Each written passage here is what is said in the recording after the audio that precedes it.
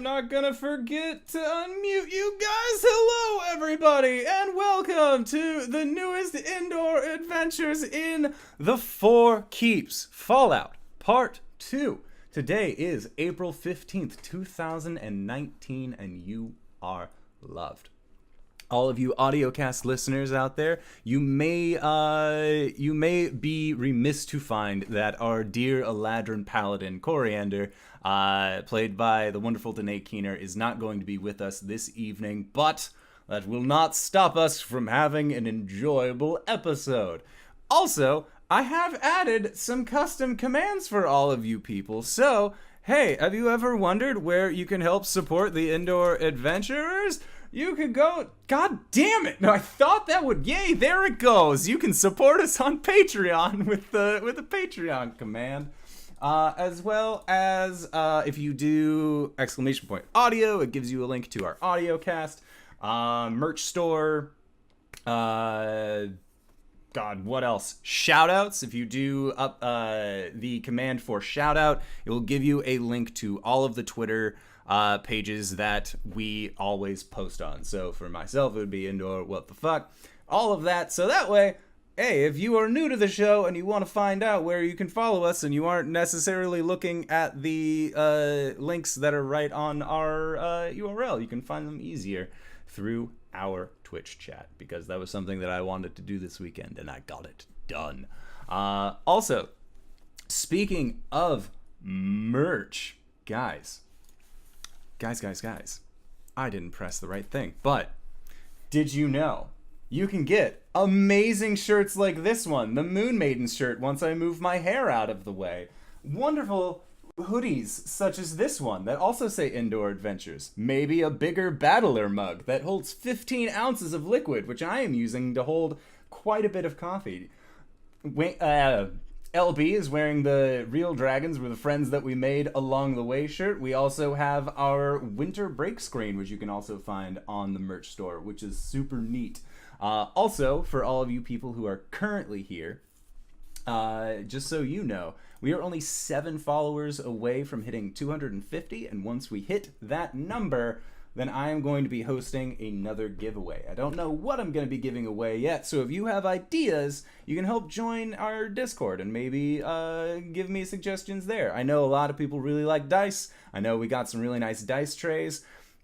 Wormwood, or not Wormwood, Level Up Dice has what they call the floaty thingy, which I have been very excited about, but it is essentially a levitating dice platform, and I believe this time around I'm going to be giving away the floaty thingy, because I have wanted it for myself, and I want other people to have excellent things as well. With that in mind, though, that transition doesn't work as well when it doesn't go, so there! I saw the light blink, and that means that the camera changed.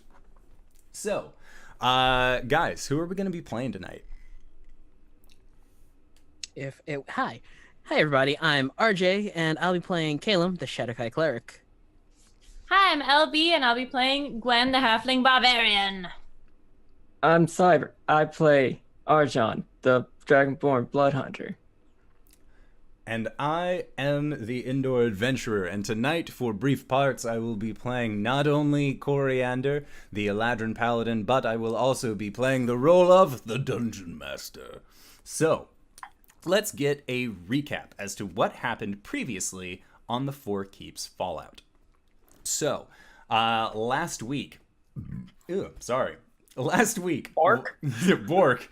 Post all them dogs. Last week, you guys had gotten done with a small foray into the chamber within Blake's heart, where Caelum, Cori, and Makoth were able to fight off a angelic revenant by the name of Micus, who had gotten confused as to what exactly he was fighting in terms of a fiend with inside of Blake's heart chamber. However, after a self-sacrificing moment by Makoth, you guys were able to end up exiting out of the dream. However, Caelum, using the powers of the Golthias staff, ended up causing himself to go unconscious while within the dream, sending himself one layer deeper. Totally not ripping off any kind of Inception. And upon going one layer deeper inside of this dream, found himself within the dream of the ancient black dragon Tarlean Yodaris, Blake's ancient, I want to say patron. He is a blood hunter, so I'm not exactly sure if we call them patrons, but very close. Afterwards, you guys ended up going onto the ship and talking to a new, not necessarily crew member, but a new face that you guys had met up with, a humanoid by the name of Tifa, who, after a quick round of communication with Gwen, was able to take not only the heads of Alazan the Striped, but two of the martial adepts before exiting the ship upon your guys' arrival to the Isle of Arathsk, having made it back safely from your initial trip, having been stuck out at sea for several days. However, you guys were able to get off the boat and were making your way towards the hermit crab shack of Agatha, a sea hag who lives on the beach of the Isle of Arathsk. As she currently has your dog. She has your wolf pup Cybra. As you guys had left Cybra with her as a form of collateral in order to borrow a boat that was a polymorphed troll, or at least a partially polymorphed troll. However, that boat did end up petrifying and turning into a kind of dead-looking coral after your encounter with Vilda, another sea hag that was the sister of Agatha. So, you guys are walking on your way to this shack. What would you guys like to do now, having parted ways from Tifa, as she seems to be making her way back up to the mainland? Yes, Gwen. Gwen was sleeping. That's true. I don't think anybody woke her up. Full rest. No. So Gwen is asleep on the boat. So it is currently Caelum, Blake, and Cori who are making their way to this shack. Or they could wake me up. I'm just saying. They could. I'll wake Gwen up. Yeah, we would have gone and woken Gwen up. So I don't get a full night's rest? No, you don't. I think it was like a short rest. Yeah, you can have a short rest, though. Because you were asleep for about 4 hours. Yeah. Okay, cool. All right, cool. Yeah. What are we doing? Well, we've got to talk to Agatha about her boat and our dog. Just let's give her the new one. I don't know if we can do that without giving her the staff. Yeah. I mean, we could just give it to her and tell her that it'll work, and then just bail. I'm not a huge proponent of trying to pull one over on a Fae. It doesn't really work well when you try and pull one over on Fae. Cori pipes up.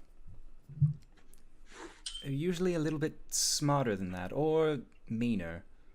Smart and mean. So, do we have to kill her? Well, no, I mean, she'll probably be reasonable. I mean, we did the thing that she asked. We ended up getting her mug. I look at Blake. Or Even though it Arjhan. really- even though it really wasn't her mug. Well, we did the thing that she asked, and that's the important part. You know, it's her mug now. Mm-hmm. Yep. Yeah. Who had that, by the way? Gwen. Hi. Just thumbs up. Wow, I'm really glad we woke up Gwen. Yeah, me too. All right, so you guys make your way over towards and begin heading towards the shack. And as you guys come out, or come close to it, the door opens up and you see before you just this kind of hunched over, very wet-eyed, underbite in the face looking hag. It's nice of you to come back. Where is it? Did you get your it? mug or your boat? My mug. Ta-da! She just kind of extends her hands out in the gimme kind of fashion, and she will accept it. She just looks at it, just smells like dirt. Just kind of. She had a Taste it. plant in there. I just dumped it out. What kind of plant? I honestly have no idea.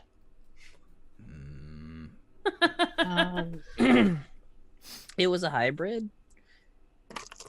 Like really pretty. Yeah. That's not usually good. Pretty things are always dangerous. Huh, you're telling me. And where's my boat? It's on our boat. Well, you got a boat. Why'd you need mine then? Well, we procured it while we were at sea. And she looks at Caelum like, big word. I pat her. Good job. All right. Is everything fine with it? Not particularly. What do you mean, not particularly? Well, Hey, where's our dog? You can have the dog when I find out what's up with my boat. your sister used her petrifying stuff on it. Well, But It's here. we are going to return it. But that would have been really nice to know before we, sent over there. look. I said she was a little bit more powerful on her own than when she had initially left here. I gave you an order, protect my boat. Yeah, well, when you said, like, it's kind of like describing someone based on someone else who you've never seen before. So, like, when you're saying, like, she's more powerful now than she was before, that doesn't really tell me anything. We're returning your boat in one piece. It's not fixed yet, is it? Still, what, turn something? Coral. Dead coral. And it looks like you're not getting your dog.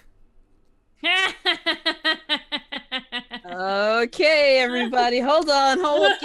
Arjhan, put the claws down. And Cori just extends her hand out in front of the two of you, and she looks over at you, Arjhan, and she says, "Last time we did things your way. This time we're doing things my way."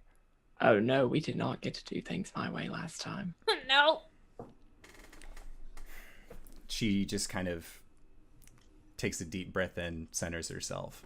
And she looks at Agatha and says, "By the laws of the Fae set by the Judges 3, I challenge you to a match of Garona Doll." What? What? And the hag just... "What are the terms?" And Cori says, "If I win, Sabra comes with us." And the hag looks at her. "If I win, she stays. You fucked up my boat. Your dog's... she's special. I like having her around, and I think she'd make a really nice new boat for me." Whoa, Cori. Are you sure about this? What is this? Explain, please. And We are not doing this. Cori looks at you, Gwen, and just says, "It's all right. I've never lost." What is it? Is it like rock, paper, scissors? A trial to the death? And 21 questions? the hag gives you this very wide grin, and you can see that she's just missing a lot of her teeth. And she says, "It's the game of greaters. Basically, we enter into a little bit of a fugue state. She thinks of something, I think of something better. And every time, we go about until the end. Games can last either a couple hours, couple minutes, couple of days."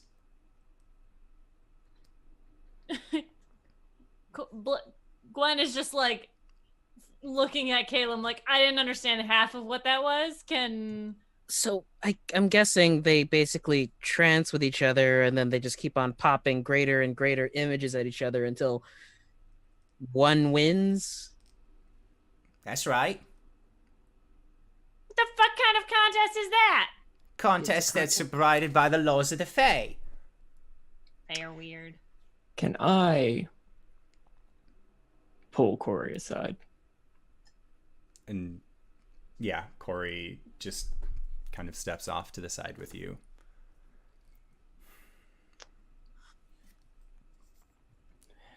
This goes badly, what happens?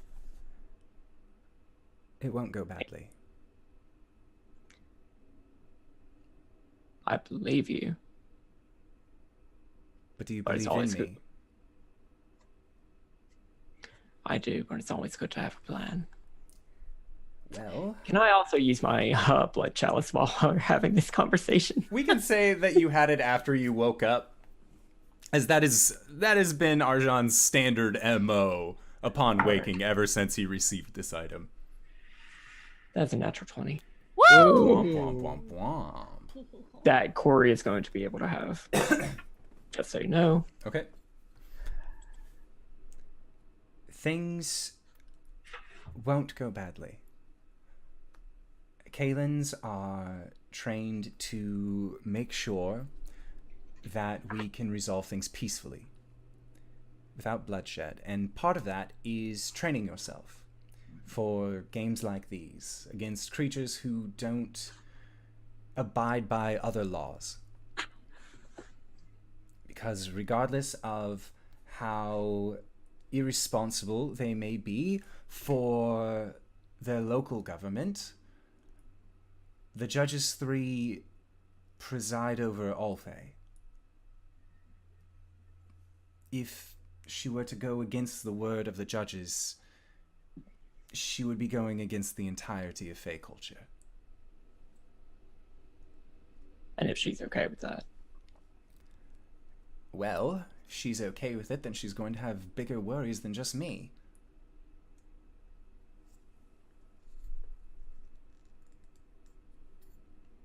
Other creatures will come.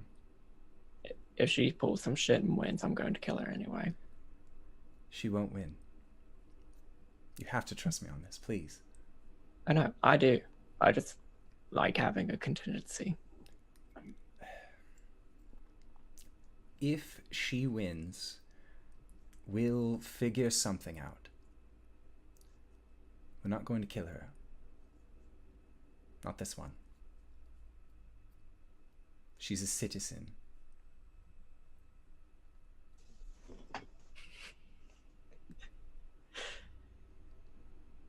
All right. Agatha? And she just kind of goes over, and the hag just kind of nods to her. And Cori looks at the three of you and says, I'll meet you all at the Grey Boar Tavern with Cyber and Tell. You want us to leave you? I don't want you just sitting here around for possibly days. What would you do? You'd have to leave anyways to go get food, to sleep. And to What about you? When the game is being played, we don't need to eat or rest. Everything is sustained within the game itself. And if I do end up starting to feel tired or hungry, that just gives me an incentive to win quicker. All right. I trust you, dude. And she puts a fist up. And Cori will just smile at you and fist bump you. All right, boys, come on. It's time to drink. I should probably buy clothes. Clothes. Oh. I mean, you don't have. It's a fine. Let's go. I probably should. So indoor. Yes. If this requires any sort of D20 rolls, can I give my portent ability over to Cori? You would have to be able to see them. But Cool. For the initial bit, we can say that you have given her that 20, and we'll just call it good on yours. Like, she'll just be sitting on it, effectively. Cool. So, Coriander will gain 1 confirmed crit that will be used off-screen. So, Cori ends up kind of giving you all just again that same reassuring smile that you typically see from your Eladrin friend as her and the hag enter into the hermit crab shack. And then you three are standing on the beach. What would you like to do?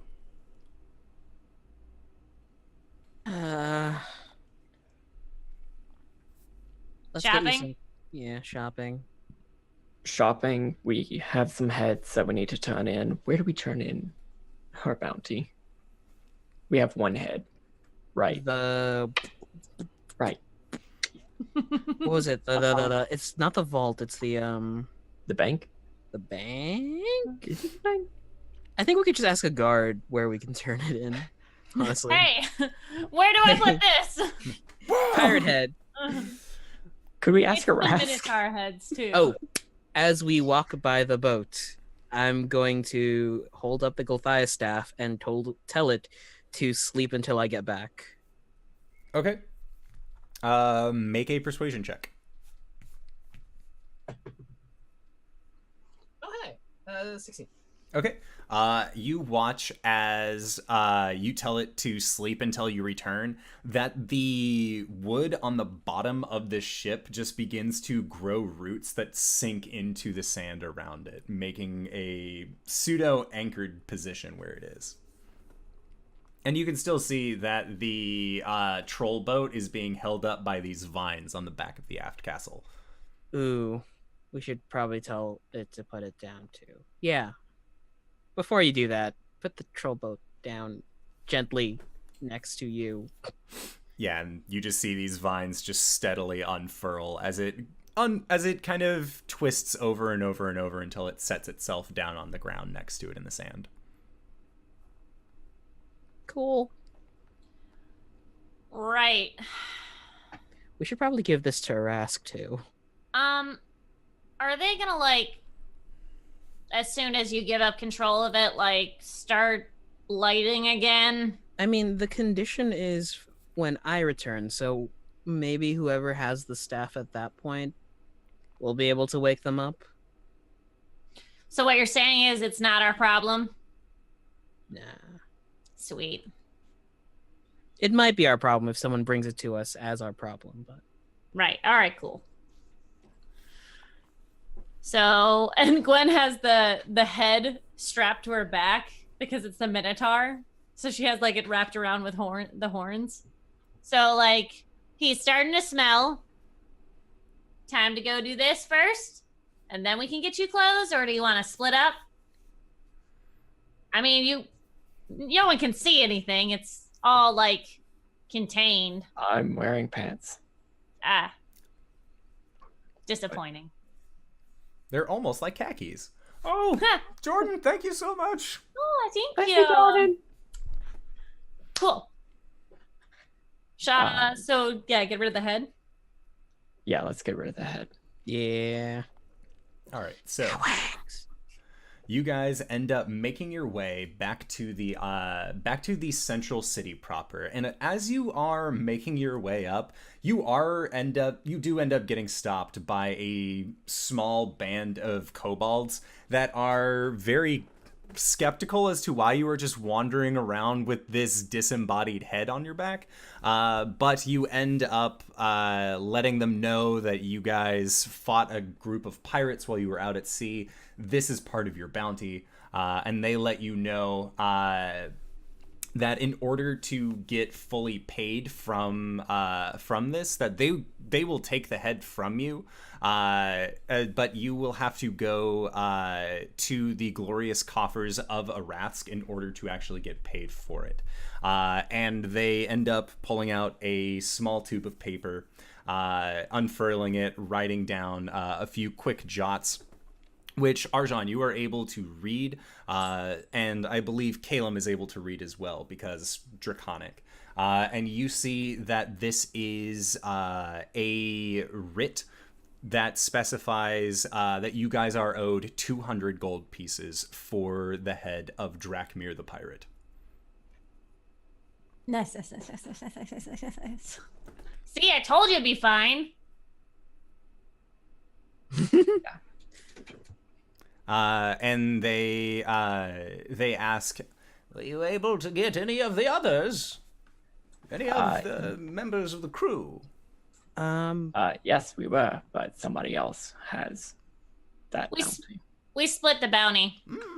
with someone who we saved. Very generous of you. Very generous indeed. And this little kobold just continues to nod.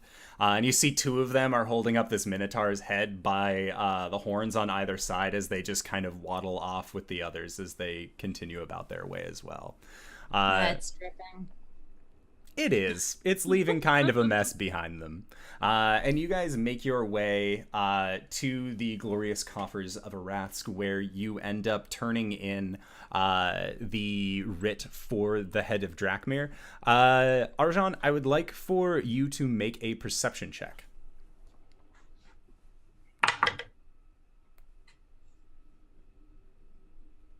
What the hell's my perception? 11. All right. So yeah, you don't really notice anything out of the ordinary on your way up there as well. Caelum and Gwen, you guys can make perception checks if you would like to as well. Yes, I was just reading my new feature that is a little OP. Yeah, it's pretty silly. 12. 10. All right, so Caelum, as you guys are turning in this writ for Drakmir, you end up seeing that there is a bounty board that was placed in the glorious coffers, and one of the bounty flyers that was actually up was listed for Alazon the Striped. And on the flyer itself, it said alive 5,000 gold, dead 2,000 gold.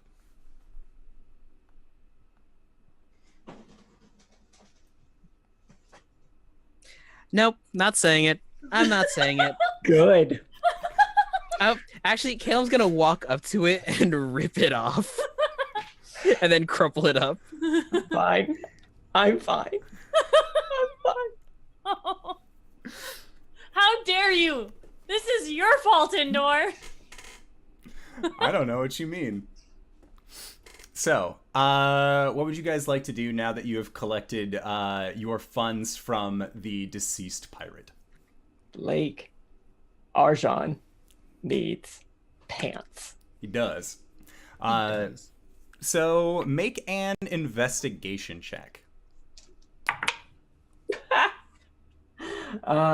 Investigation 6. You are very caught up in this... In trying to figure out why Gwen would give three of these heads of things that you killed with your own claws to this pirate woman, and you guys begin making your way through the city. And you aren't really paying attention to where you are going, but you end up finding yourself in front of a what appears to be a general outfitters, and looking up at the sign, it says Keshin Trade Co. And that name does ring a bell, as you remember that the adventuring group Off Constantly was actually working for the Keshin Trade Co. As part of their payment in order to go from Shroudport to Arathsk.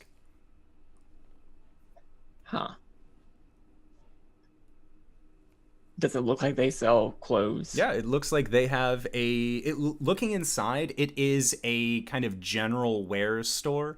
It doesn't look like they necessarily have any particular specialty, but it looks like they just kind of sell a mishmash of just standard gear. Whether it be for adventuring, sailing, combat, it seems like they just have a plethora of things that they are willing to sell.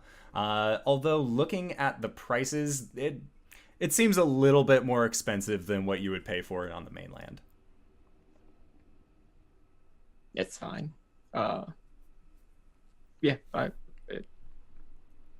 will open the door.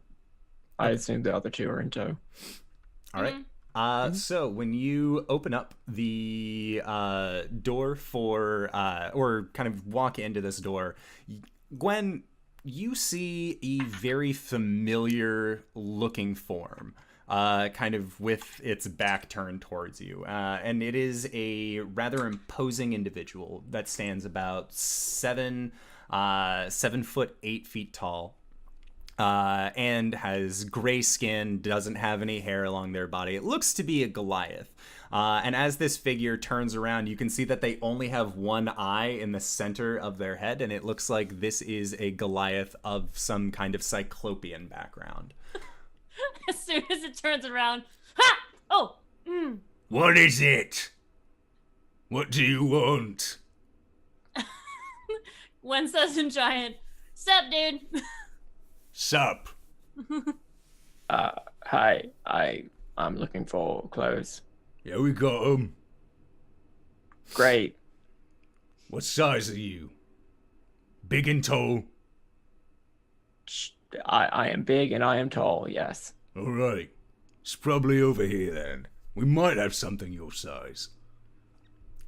Look a little bit more specialty.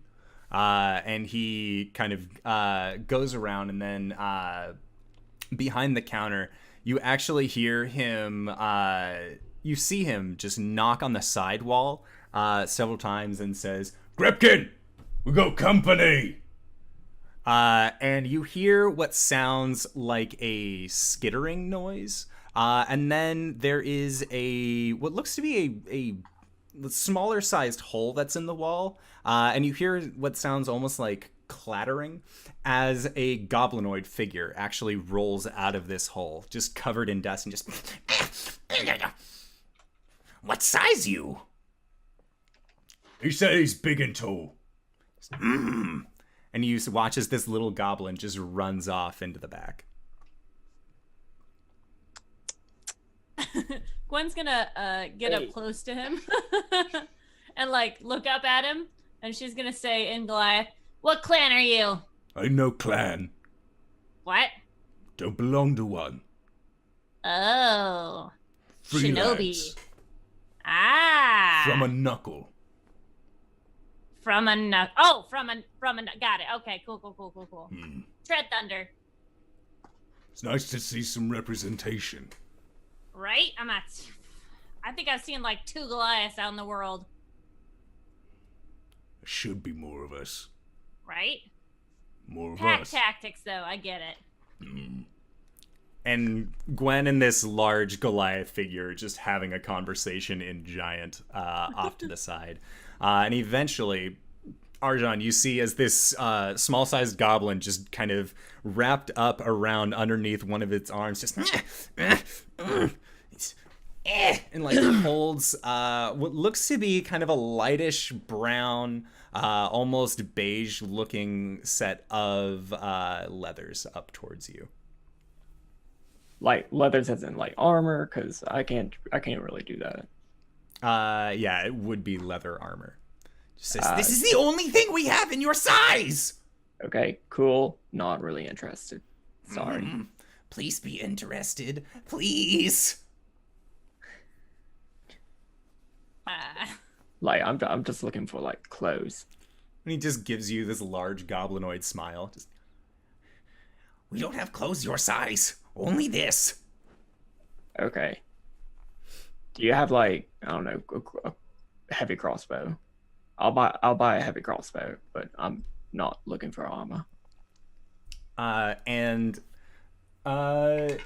He kind of looks around and sees that the owner is currently talking with Gwen and just kind of like motions for you to come down. Just don't buy here. Don't want crossbow from here. Go to hit 'em and harders. Just nods vigorously as he says it. Okay. Much better weaponry. Okay. You're still not going to get some commission on the armor, so if there's like anything else that you might be interested in selling. I just want to go back into my hole. Back into my wall. Okay. Cool. Oh, what are you talking to him about? Nothing! He doesn't want it! The Goliath just folds his arms. Why not? I'm not really interested in armor. I was just looking for like clothes. I'm a bit lacking, as you can see right now. It's the only thing we got your size. Yep. That's cool. I'll look somewhere else. Just kind of nods, and then in giant again, to you, Gwen, he just says, It's good talking to you. Come Hey, what by was your any name? time. My name's Poldy. Poldy. Poldy. All right. Gwen Stompfoot. Nice to meet you, dude. You ever looking for work, feel free to come on back. Will do. She like finger guns out. okay. Yeah, so you guys make your way back out onto the street. As you continue looking around for a place to just purchase some clothes, I would like for you guys to make another investigation check as you continue looking about.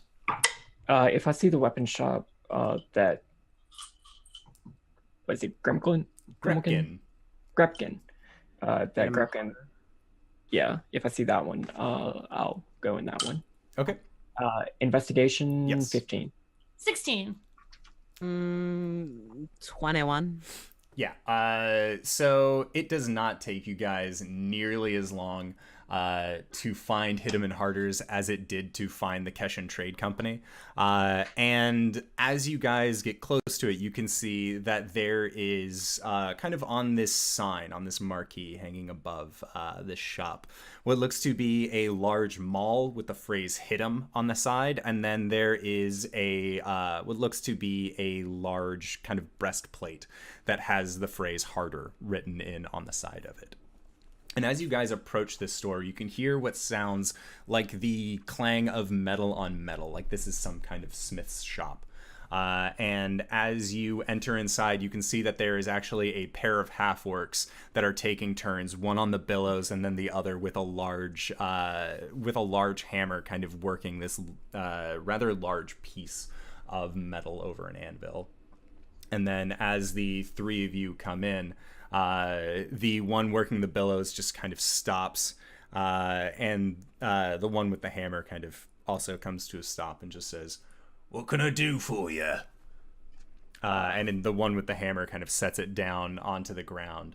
And the one that was working the billows is actually coming over, and he seems a little bit thinner. As far as half orcs go, he doesn't look necessarily jacked, but you can see that he has been working up quite a bit of a sweat, and just has a large smith's apron on as well as smithing gloves. Hi, do y'all do crossbows? And also, do y'all have clothes that are not armor? We sell underclothes. In case you need to wear those for armor. It's a little bit padded, just in case. As far as crossbows go, what kind? Hand, light, heavy? Heavy. I think we got a few. Do you have any specifications that you're looking for? A double crossbow, anything that has a stock on the side? Are you looking for a small aimer on it? A double crossbow. I think we have one. I think. And then the other half orc just says, We sold it last week. and the first one just, How long did it take us to make that one? We had to go to the wood carver. Well, after we got the wood carver, how long did it take us to make that one? Couple days. We also had to get the string. Yes, I know we had to get the string, but that's besides the point. Look, how long are you planning on staying in town? People come and go from the Isle pretty frequently, so we just want to make sure if you put in an order, we can get that done for you. At least a week. We could do it in a week. How much is it gonna be? So, a standard heavy crossbow is listed at 75. Something like that. They are willing to build it for you for 250 gold pieces. What's our party fund looking like? Yeah. Our party fund currently has 1080 in it. I can cover this just out of my cut from the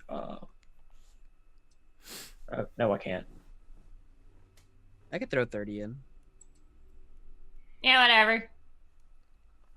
Then you said you were looking for clothes. Yeah, he said he was looking for the padded ones. I know he said he was looking for the padded ones, Arda. You're looking for clothes. Got a pretty big build. I am looking for clothes, but like I'm like going to go see Arask later, so I don't fancy know if you have clothes anything then. like that sort of, yeah. We do have fancier clothes. Nothing exceedingly special, but if you're looking for shirt, maybe a better pair of pants, we got something that's more up your alley. You'd have to make a few modifications to it because I've never really seen one of you with a tail before, especially one that large, but we sell things for tieflings as well, so we can kind of go round with that pattern. Are you looking for... what color are you going for on this? Darker, like grays and blacks. Grays and blacks. As we can do. Probably sell you the whole set for 15 gold. Okay. Alright, Harder, go find them. I don't know where you put them, hit 'em. And this other half-orc just... Right. You can talk to my cohort. I'll find the clothes. Don't you worry. Orc. We will get you suited up, no problem. Because that's what we do here at Hit 'em and Harders. And the other half-orc just, I'm Harder. And just, no, you're Hit 'em. We've been through this. Names are important. And he just kind of keeps saying as he goes into the back. Wait, Tom. What is it? Nothing. Never mind. I just, might have misheard something. You look nice. For leading. Thank you. You too look nice. And he big smile, and you can see that he just has these kind of larger tusks sticking out. And just, you really think so? I do my best. I bathe every month. Big thumbs up from Gwen. A lot better than some of us. Hygiene's important. And then after a while, he just said, this half-orc just says, I'm gonna go back to hitting.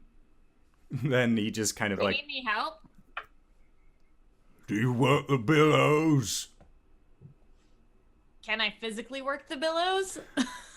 It looks like you would kind of have to like jump up and pull them down. Mm-hmm. What if I hit it and you do that part? But I like hitting things. Me too. I always have to work. I like hitting. Okay. Hey, is there a brothel in this town? Yeah. Sweet, where? He says, you're going to want to go to Temple Row. Ha ha. Thanks, dude. What's funny? Oh, nothing. Never mind. So is your out of name character Hit 'em? Yeah. he just nods. I'm Hit 'em, he's Harder. Creative parents you had. We're not brothers. Oh. Could have fooled me, sorry. He is rather handsome, though. Mm-hmm. Just kind of gets a very nice smile on his face. And at that point, the other half-orc then comes back. And Harder just kind of hands Blake these large sets of clothes. Is there anything else that you were looking for? We got a commission for the double. We got these clothes. Did you need any bolts to go with it? Did you need any yes. swords, any shields, spears? I'll need some javelins? crossbow bolts. A lot of crossbow bolts. How many bolts we talking? Uh, A lot isn't many. a number. I think it is. No, it's not. We've been through this. About 150. Their eyes just get rather large as you say 150, and just they look at each other. That's probably about how many times Blake has attacked so far. 150 bolts. That's a lot. He goes through them. That is a lot, but paying customer, and I like it. So, 150 bolts, double bow. And, of course, you also have your clothes. So, how much does a standard bolt go for in the player's handbook? We'll figure it out. 20 for 1 gold. And while this is going on, Arjhan's gonna hand Gwen and Caelum both 40 gold for their personal funds. Since you are spending money on getting a commission done, you've also bought fine clothes, you'll be able to get these 150 bolts for only 5 gold pieces. Okay. Fuck, that's a deal.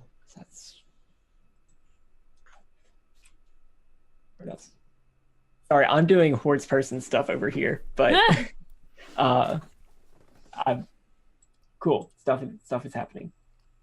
Sorry, Harder, do you know if there's any, like, magic shops around here? A few magic shops. What kind of magic you interested in? Just, like, accessories.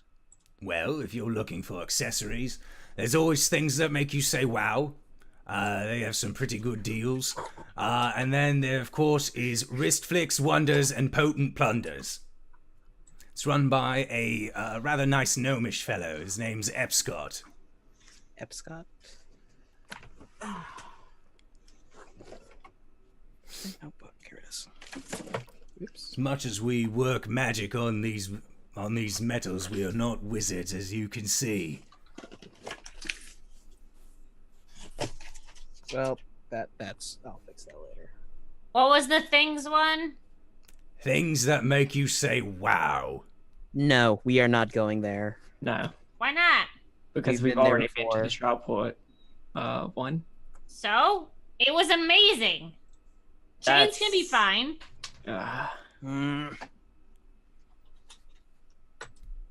Oh, it's personal shopping. Is there anything else that you need?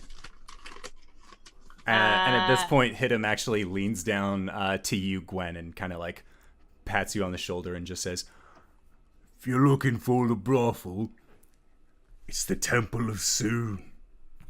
Soon? Oh, that makes Thanks, sense. dude. Ba-da-da. gives you some nucks back. And how close is that to the wand place, the with wrist flick place? Wristflex is going to be in the trade district, whereas, well, Temple Row is going to be Temple Row. Find all sorts of religious places there. Oh, I'm not going there immediately. I might head to a library? A library. Cool. DM, question. Yes. Do I know what language Havar is? Make a history check. Ooh. That's +5. 23? Are you trying to figure out a racial language this belongs to? Yes. It does not seem like it has any origins in the races themselves.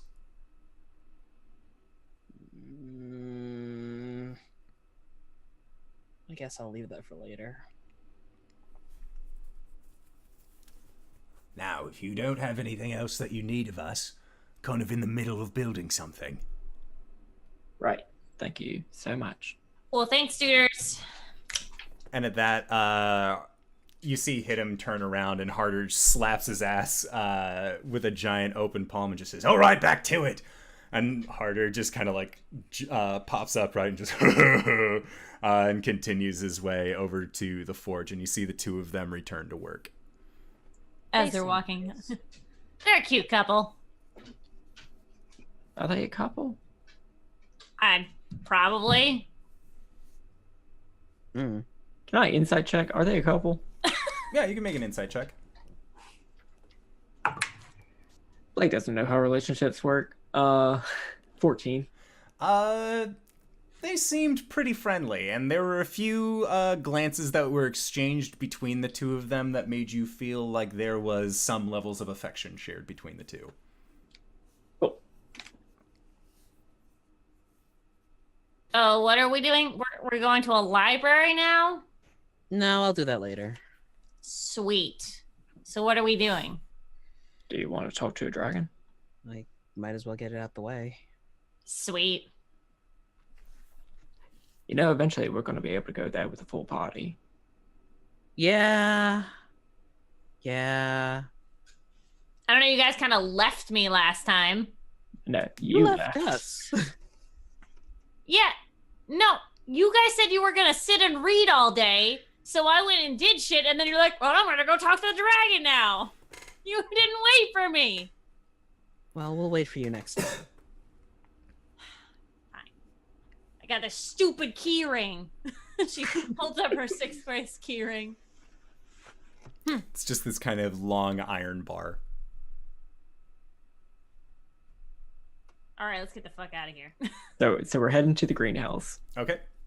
Yeah, so as you guys make your way up to the greenhouse, you end up leaving the trade district. You actually see where the beginning of Temple Row begins, and then you make your way out into the large open field where you had seen Oakenheel previously running rampant, just kind of doing his horse, deer, fey creature thing. But he is not there currently, and you guys make your way up past this field to the gates of the Arboretum, and that is where you see head beautician Skip once more is kind of he seems to be talking with some of the people outside who are doing the guard work. And as the three of you approach, he turns and looks at you and just, "Oh, it's very nice to see you. Some of you again. You were much taller the last time I saw you." And he points towards Gwen. I got attacked by a hag. Oh no! It's a shame indeed. Mm-hmm. Very powerful. What could I help you with? We don't have an appointment with Rask, but we do have something that he specifically requested that we'd like to deliver to him. Well, just a moment. I'll go see what the deal is with this. Specifically, it is a staff that he was interested in. Oh, you're bringing in new staff, are you? No, like a stave, not a... Like a magical staff. I see. Magical staff. What? He's replacing me. I slap her gently on the arm. I'm kidding. I've worked here for the last 5 years. And you look like you've done a great job, dude. It all pales in comparison to a Rask's vision. He kind of gives you a gentle bow, and then, but I will go see if our King of Splendors, if what you say is true. Just a moment, please. And you see this little kobold just begin walking off. That sort of fanatical devotion is concerning. Is he like old for a kobold or like old in general? Not particularly well versed in kobolds. I would like to make a nature check. Sure. If it's draconic, Blake doesn't know it. Arjhan doesn't know it. Nope. Nature is, I believe, a -1. Yep, so 7. This kobold seems ancient, even in real people years. Not Wow. just kobold times. All times. All Holy times. shit. He must be like 100 or something. And you hear a snirk from one of the guards just... He's 12. 12 what? 12 years. 12 years... 12 years old? Kobold just kind of nods. How long do you people live for? They just kind of look at each other and then look back at you, and one of them just kind of like tilts his head down a little sadly. Sorry. I slap Gwen on the shoulder again. I am sorry. Oh, and I thought Cori was the one who was gonna piss Arask off. I am so excited to see a dragon, guys.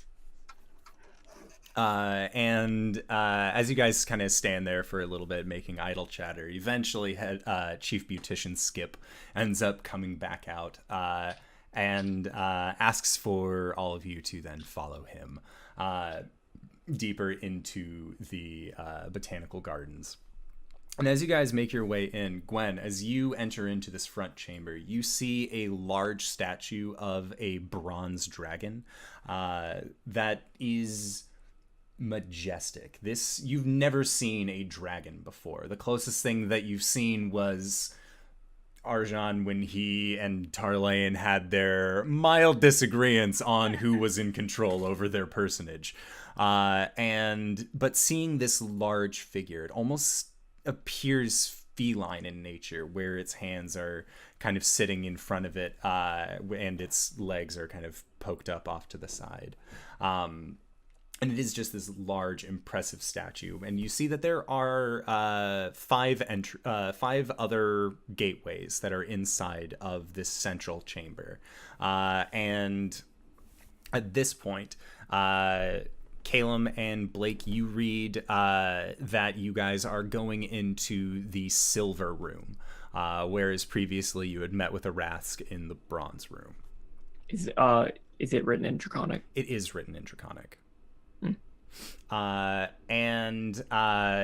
As you enter into this new chamber, you guys are hit with a very strong scent of lavender, and there's also a kind of backing smell that seems almost like it's it's almost spicy, but you're not necessarily sure where to put it on.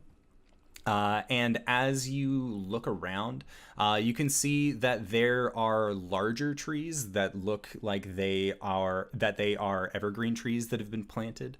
And the weather inside is actually a little bit colder than you are used to.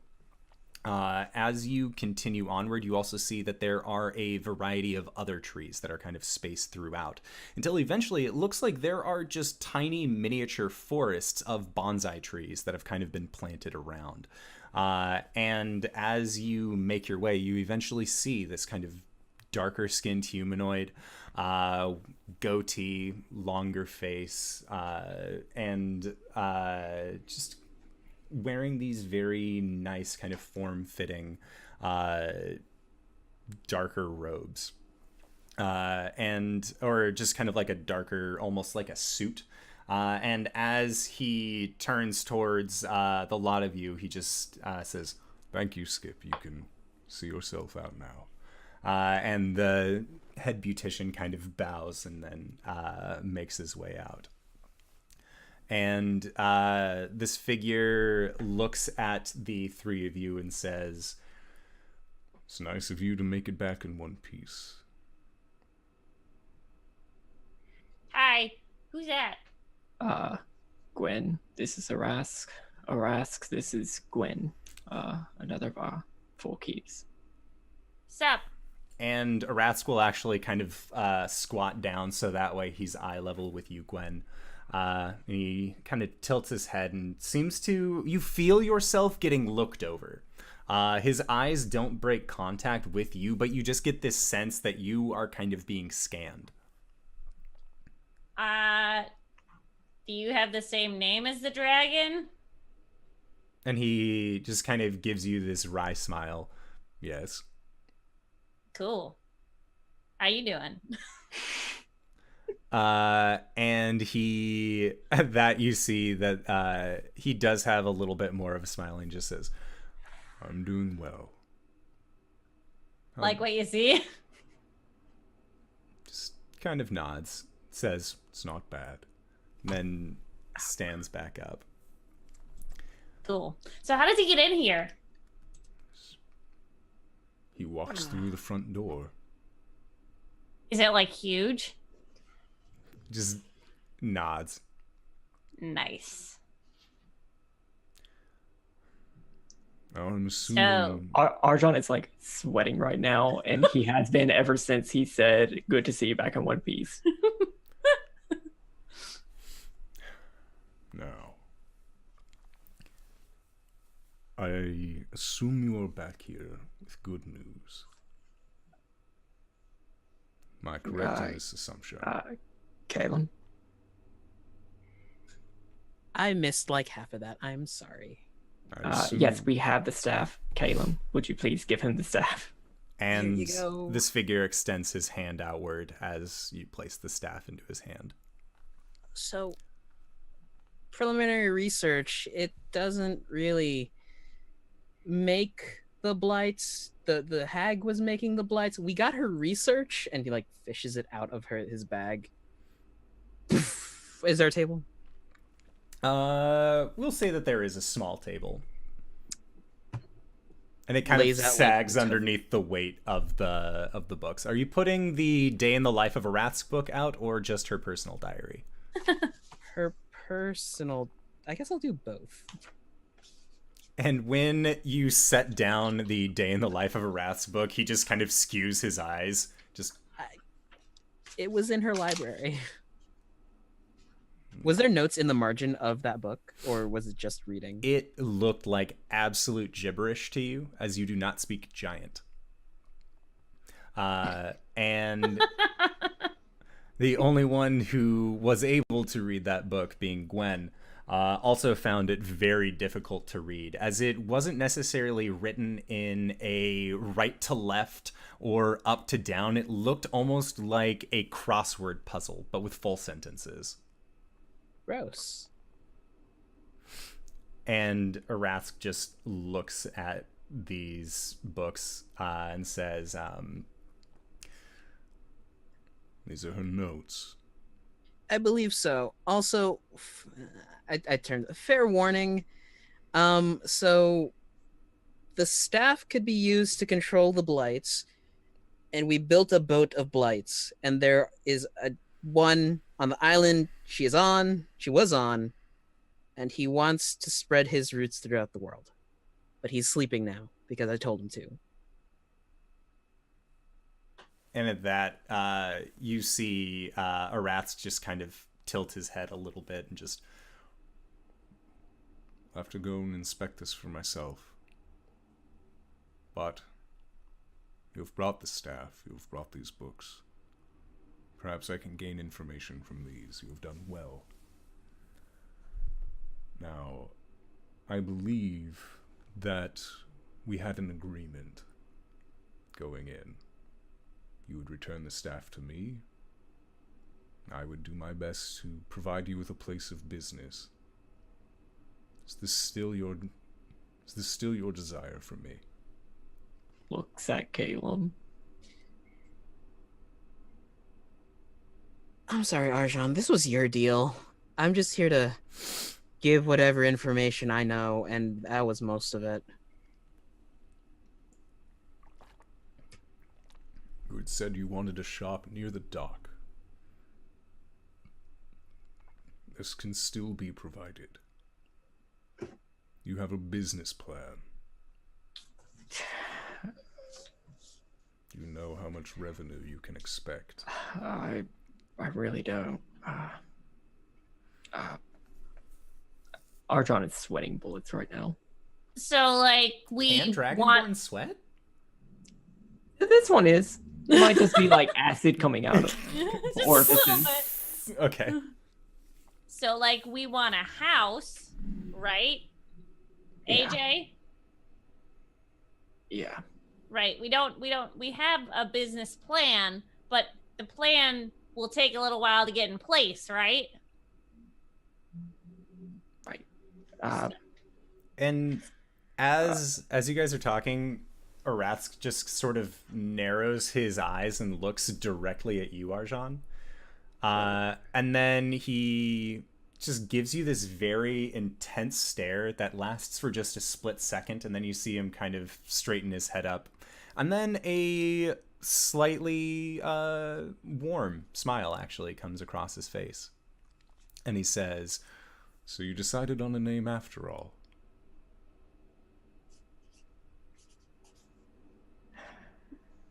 Yes. Well, I will be sure to mind that. Now, place of residence or a place of business?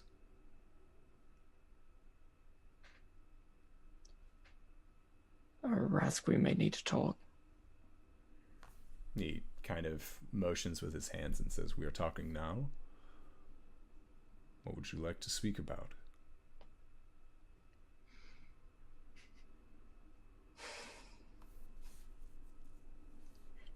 This is the trouble that I get into whenever Corey's not here. Do it.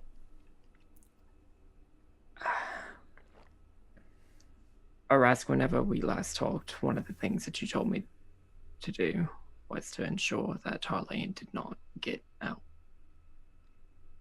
I recall. I failed. And I'll show him the necklace. and he looks at you, and Gwen, you, Caelum, and Arjhan all see that his eyes go from what originally was a very nice kind of dark brown, almost like a hazily color, and they just flash gold. And then you see that they are vertical slits, almost like cat's eyes, as he just looks directly at you, Arjhan, and says, "What do you mean? What do you mean you failed?" On our way coming back from this island where we left the blight, we ran into what's the weird tiger's name? Alizon. The Striped. We ran into Alizon the Striped and his crew. And the fight did not go well.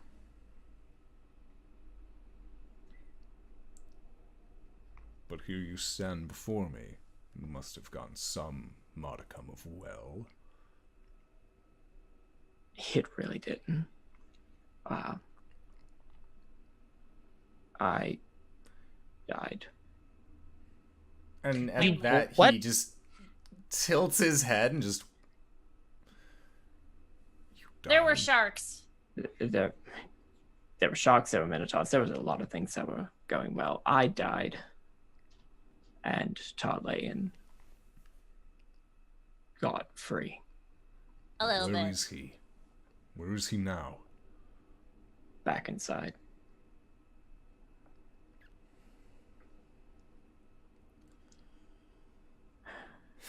So you turned into Tarlaine for like 5 seconds, killed everyone, got back to yourself. Not out, technically, so we're still good.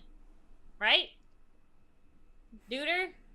And you see Arathsk close his eyes and take a deep breath in. And this deep breath, you feel the air pressure in the chamber that you are in change. And there almost seems to be a gentle breeze that flows towards this figure.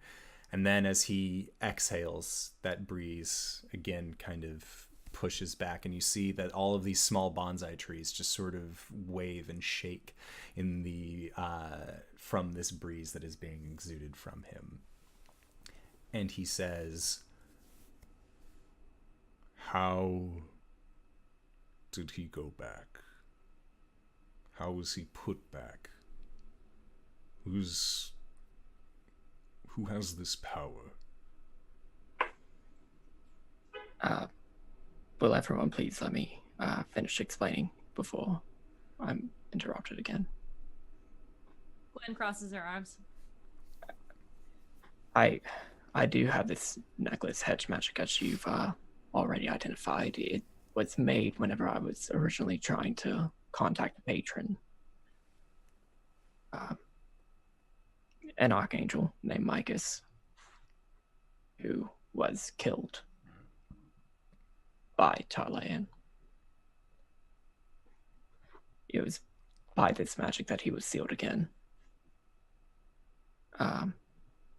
If not for it, he would have stayed in control of my body.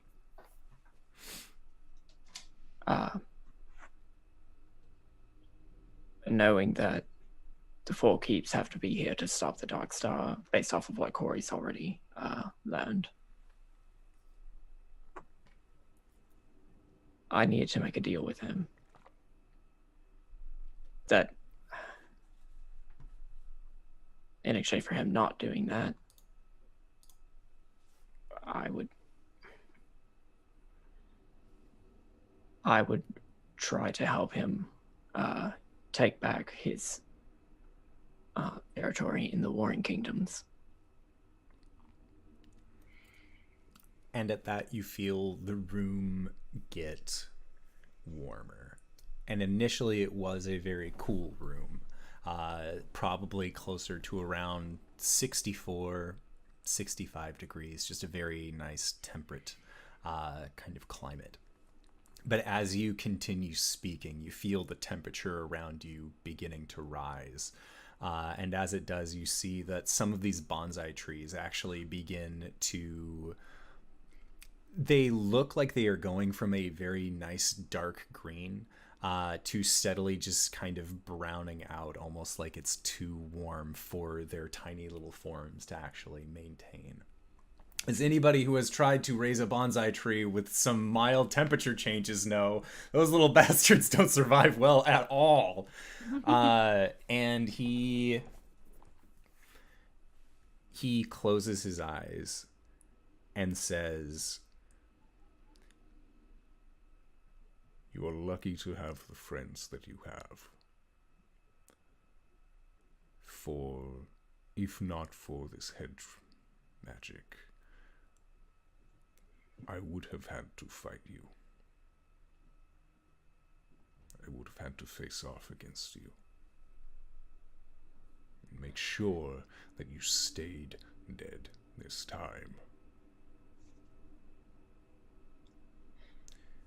If your goal is to support his efforts in the kingdoms,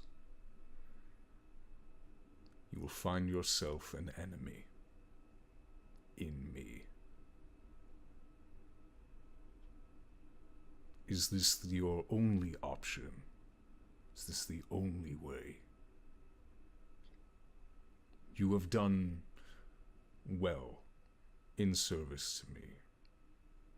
Not only earlier, these last several days, where you went down into the cobalt mines, but you've also brought me these books and this staff. You've shown that you can be trusted. But this is something I cannot abide by.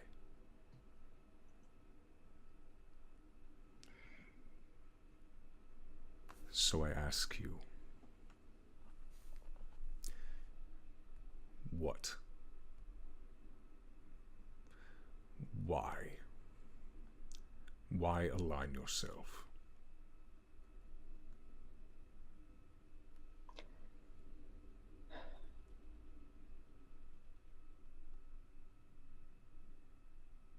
Because we need to stop the Dark Star, the coming winter, whatever calamities may come. And I can't do that if I'm dead or being controlled by him.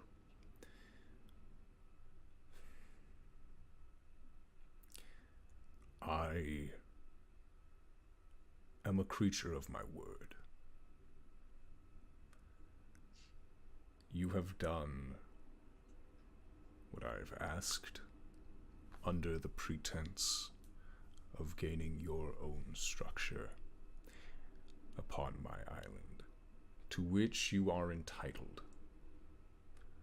However, once you leave this island, you are not to return. Do I make myself clear? Should you align yourself with the tyrant?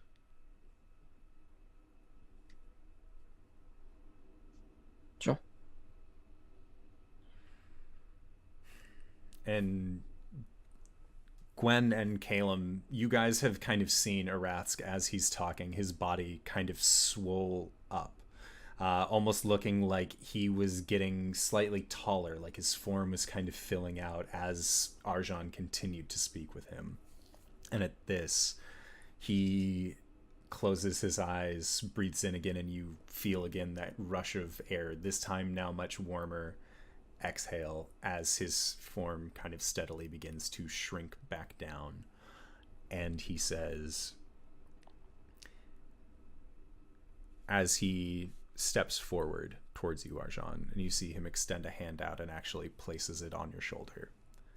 And he looks at you in the eye and says, I know you'd have no other choice. You are doing what you think is right. The enemy is cunning. He is strong, and he will try and make his goals yours. You have already let him out. But, and he kind of motions to the necklace that you wear. Continue to wear this. Make sure that he does not stay out. If you can make sure that he only stays within, I won't have to kill you.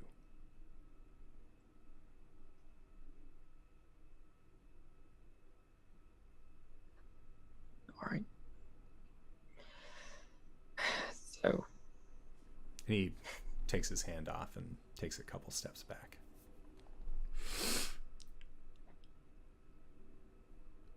Now, you say that you encountered Alizon the Striped.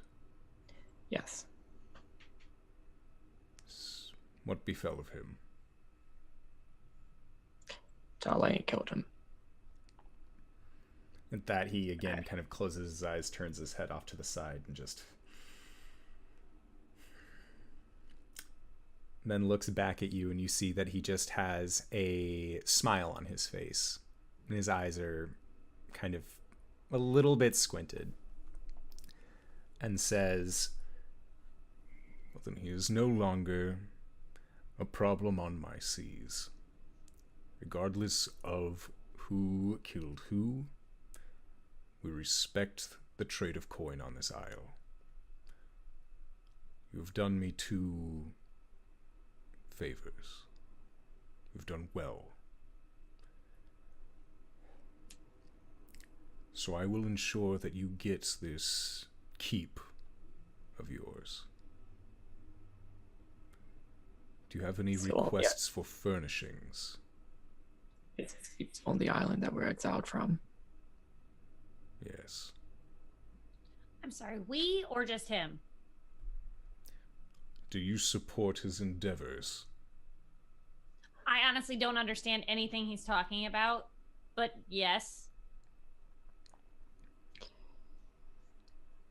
Then you would also be banned. Fuck. And what of you, Elf? Do you support the endeavors of the tyrant? I don't know yet.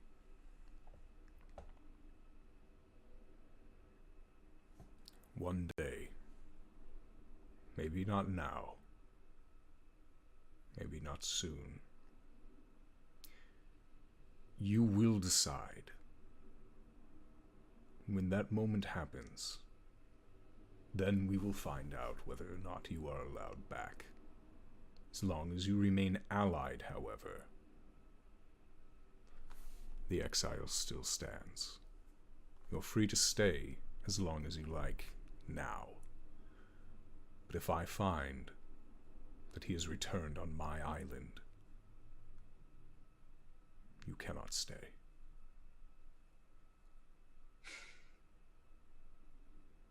As long as you mind yours,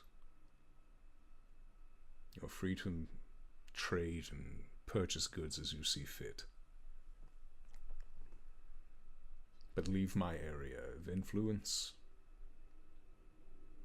And he just shakes his head. I will not have you back.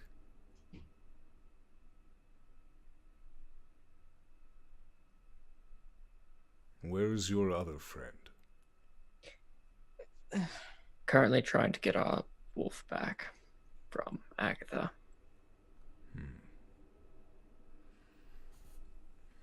Agatha is crafty. However, your friends seem dedicated. And dedication can go a long way, as I'm sure you know.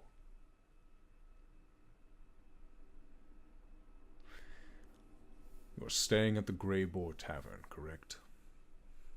Yes. I will send the paperwork for your keep there. Do you have anything else you would need of me?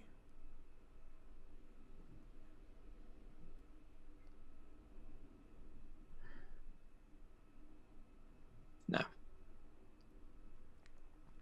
And he kind of squats down and then again looks towards you, Gwen. Says, You look like you have something to say. I just have a question. Are you like the mayor? and he just gives you a very warm, gentle smile again and says, Something like that. Cool. Do we get to meet the dragon? Caelum is standing back beside Blake, and he just goes, "I'm gonna tell her." And he just kind of, while maintaining eye contact with you, Gwen, you see that this smile, for a brief moment, the eyes betray the intentions behind the smile, and he looks at you and says, Pray that you never do. Oh. Okay. Cool, I guess. You should tell her.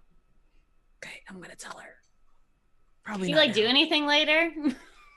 I'm gonna tell her. Yeah. Oh, yeah. Well, and at that, like, actually. when you ask him if he's going to be doing anything later, that expression just sort of drops to more of just a plain look, and he says, I have paperwork that I need to file. In order to get you and your friends a place for your business, as well as to sign the orders to prevent you all from coming back. Busy day. Well, you know where we're staying. I do. and then he looks up towards Blake and Caelum, and he just, again, has a smile kind of grow on his face, and he says, I do know where you are staying. Yeah. And at that, he kind of motions with his hand in a kind of come closer kind of motion. And you hear kind of the flat pats of scaled feet along stonework. And looking around, you can see that it is Chief Beautician Skip. And Arask says, Feel free to escort them out. I need to be alone. And at that, Skip just sort of nods and says, Yes, Your Excellency. This way. And Skip begins to kind of lead the lot of you outside of the botanical gardens until you are once more out in the open air. And at this point, it is getting to be early evening, as you guys had actually spent quite a bit of time on the boat earlier in the day to reach the Isle proper. And as you make your way outside of this botanical garden, that is where we are going to go into our first break of the evening. So I wanted to say thank you so much to everybody who has decided to come on by. I know that we don't have our Eladrin Paladin, but I like to feel we're still making some pretty good choices. So we are going to try and be back in 5 to 10 minutes. So don't go no place unless it is to grab a food, grab a drink, grab a friend. Or if you go to this link, merch, adventure merch, that didn't work. I don't know why I thought it would. I think it's, you know what? I'm pretty sure it's just merch. You can go there. And you can find all sorts of awesome stuff, like the real dragons were the friends we made along the way, a ghost mug, an indoor adventures mug, the bigger battler mug, or the standard one, as well as the winter break screen that Cyberwolf has on his wall. It looks incredible, and it would also help support the show, which is really neat. So, again, we are going to try and be back in 5 to 10 minutes, so don't go no place, and we will see you guys soon. All right, everybody. Hello, everybody. I remembered to unmute people because... Sorry, hold up. What is this? Sorry, I've like I said, I was doing like mindfulness meditation and everything, and I just hit the 24-hour mark of not being angry about, you know, the NPC that... Where'd my marker go? The NPC that we, you know, saved from a watery demise and, you know, asserted herself to all of our bounties and everything and took 2,000 fucking gold away from me. What the fuck,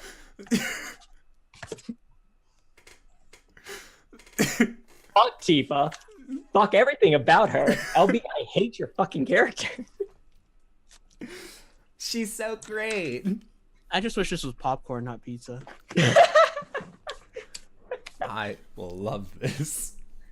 So yeah, you guys, as you guys leave the botanical gardens of Arathsk, you are now looking down across the rest of the town. So, what would you guys like to do now? You guys said that we were gonna meet a dragon. Okay, that was the dragon. The statue? No, the guy, the duder. No, the statue was his wife. His what? His wife? Yes. So, what do you mean the dude was the dragon? Dragons are fucking huge with scales. They have this ability where they can like shrink themselves down to human size. Wait, that's a normal thing? I believe so. There have been tales of dragons who are just able to do it. I assume Arathsk can do it. You can kind of do it. So, you just ask the dragon to bang you. I'm still about it. I'm gonna be honest with you. How does that work? Well, if he's a human size, that's fine, right? Or is it like, oh god, does he have like dragonborn stuff? Now I'm curious and I'm scared. Oh god. I'm going to Temple Row. Okay. I hit on a dragon. Guys meet back at Greybeard's? Sure. Uh-huh. All right, so you guys end up making your way back down into the city, and as you were going along your way, Caelum, you end up seeing Temple Row off to the side, so you kind of make your break and begin wandering down towards there, while the rest of the group ends up heading off to the Grey Boar Tavern. So, Caelum, is there any place in particular that you are looking for while walking down Temple Row? Gonna keep my eye out for a Temple of Saloon or a Temple of the Raven Queen. Okay. So as you look around, you don't end up finding a temple to either saloon or the Raven Queen, and it looks like there is actually a temple of Caelum that has been set up as kind of their central death deity, rather than our dear friend RQ. So yeah, you don't end up finding a Raven Queen or a Saloon one. But looking around, you do see that there are several large temples. There are about 5 of these main larger temples. It looks like there is one that has been built in honor of the sun god, Fultus. There is one that has been built for the goddess of coin and luck, Timora. There is one that has been built to the deity of strategy, the Red Knight, as well as the large temple to Caelum that's there. And then you also see that there is a kind of smaller temple off to the side that looks very opulent on the outside, and there is a priestess standing outside that is wearing these it's very sheer fabric with a nice reddish color to them, and her hair is also kind of like this fiery reddish color. And as you walk by, she says, she actually calls out to you and says, looking for a place to pray? Yeah, I guess. Well, what better way to pray than in our playhouse? And she kind of motions to the door opening to this rather smaller. It's a smaller establishment, although it does look very nice. What deity do you serve? And she kind of walks over to you and like puts her hand on the small of her back and just kind of begins begins kind of walking you into it. And she says, well, I am a follower of Soon. She's one of the goddesses of the sun, and we believe that, well, all things, of course, in moderation. However, it does look to be like you have a little bit of, you have some weight on your shoulders. Would you like a massage? Would you like maybe something else? A bath, some nice herbs? We have all sorts of things in here. Are you much of a drinker? And she just continues to kind of walk you into this building, and before you know it, you have found yourself inside of this structure. And you can see that there is a front desk with what looks to be another woman also wearing these this very breathable fabric with kind of sandy blonde hair that's been pulled back into a higher ponytail. It's very short. And she just kind of like waves at you as you come in as well. And she says, if you'd like, we have brochures that you can take, or if you'd like to have a look through our catalog, we'd be able to possibly suit you up with somebody more akin to your speed. Yes. Okay. I will take a brochure. I have a friend who actually was looking for this establishment, so I will direct her in your general vicinity. Oh, well, make sure to tell everybody that you know where to find us. Business is always good, but all profits we do get end up going to support our church, as well as the cure of any diseases that people may contract while they are here.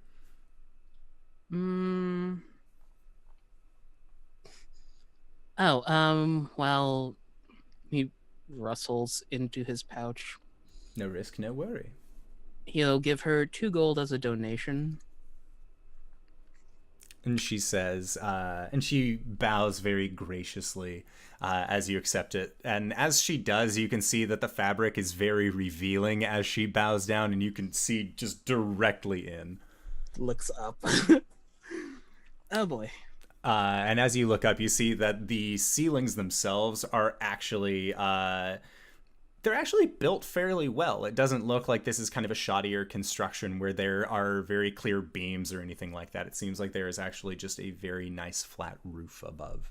And as she accepts your coin, she also says, well, if you would like, 2 coins can get you a bath. They can get you a massage, get you, quite frankly, a lot of things here. If you'd quite interested. Have you ever had your feet rubbed before? And she kind of just like sidles up a little bit near you. I am extremely ticklish. But, if you see a halfling come through here in the next few days named Gwen, pay it forward. And she just smiles at you, and the girl behind the counter also smiles, and she says, "Oh, honey, we always pay it forward here." That is nice to know. I'm Caelum, by the way. I'm Mistress Rajna. It's nice to meet you. Pleasure. And he shakes her hand. And as you do, she says, "As is Soon's will, the pleasure is all mine." Okay. Caleb's just like slowly backing away. Well, it was nice meeting you. I will definitely send Gwen your way. And then she'll have fun here. As you are leaving, the girl behind the counter just, "Goodbye, Caelum," and she kind of just gives you a very small wave as you leave. Bye.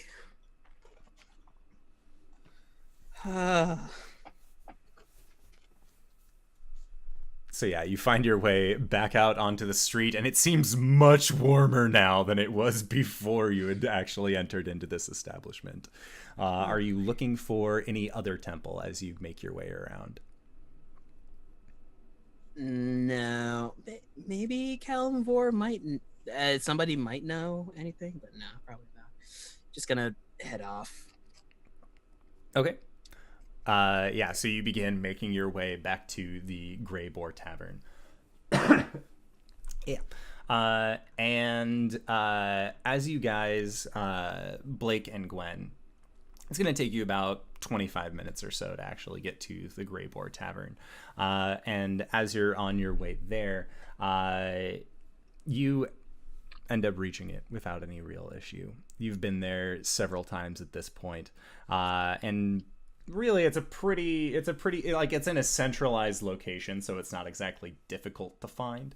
And as you guys actually come in to the establishment, you hear a familiar voice. At least to the chagrin of Arjhan, you hear a familiar voice. Gwen, you're kind of excited because you were glad that this person decided to stick around. But you hear the voice of Tifa, actually. She seems to be at a table in a discussion with a kind of darker skinned half elf, almost like they might have some wood elf heritage, or possibly they've just spent a lot of time out in the sun. And she says, "I know what I saw, Zakir. It was a dragon, black as night, soaring through the sky faster than any arrow you could ever loose." And Zakir just laughs at her and says, "She must have been getting into her." And then before he can even finish, you see Tifa bring her hand up and a flaming dagger appears in her hand, and she slams it down and pins his hand onto the table and just looks at him, and she says, "I know what I saw." She pulls the dagger out, and he just kind of grabs at his hand, just, "You crazy bitch!" And she just like stands up and then begins kind of storming out towards your way. And as she is making her way out, you hear another voice as well. And it comes from a blonde-haired human who has very rich purple eyes, who is hanging out with your group of friends off constantly. And the voice of Elisharis rings out in the bar and says, "I believe her." And Zakir, holding his hand, kind of looks up, and Tifa also looks up, and several of these people, and she says, "Well, if the songs of the mainland are to be believed, then that very dragon walks among us tonight. Regardless of how wrong you might think that she is, I present to you the dragon." And she motions towards you, Blake. And you see that a lot of these bar members all just look towards you, especially with Gwen doing the and like pointing up at you. I'm going to bed. Bye. All right.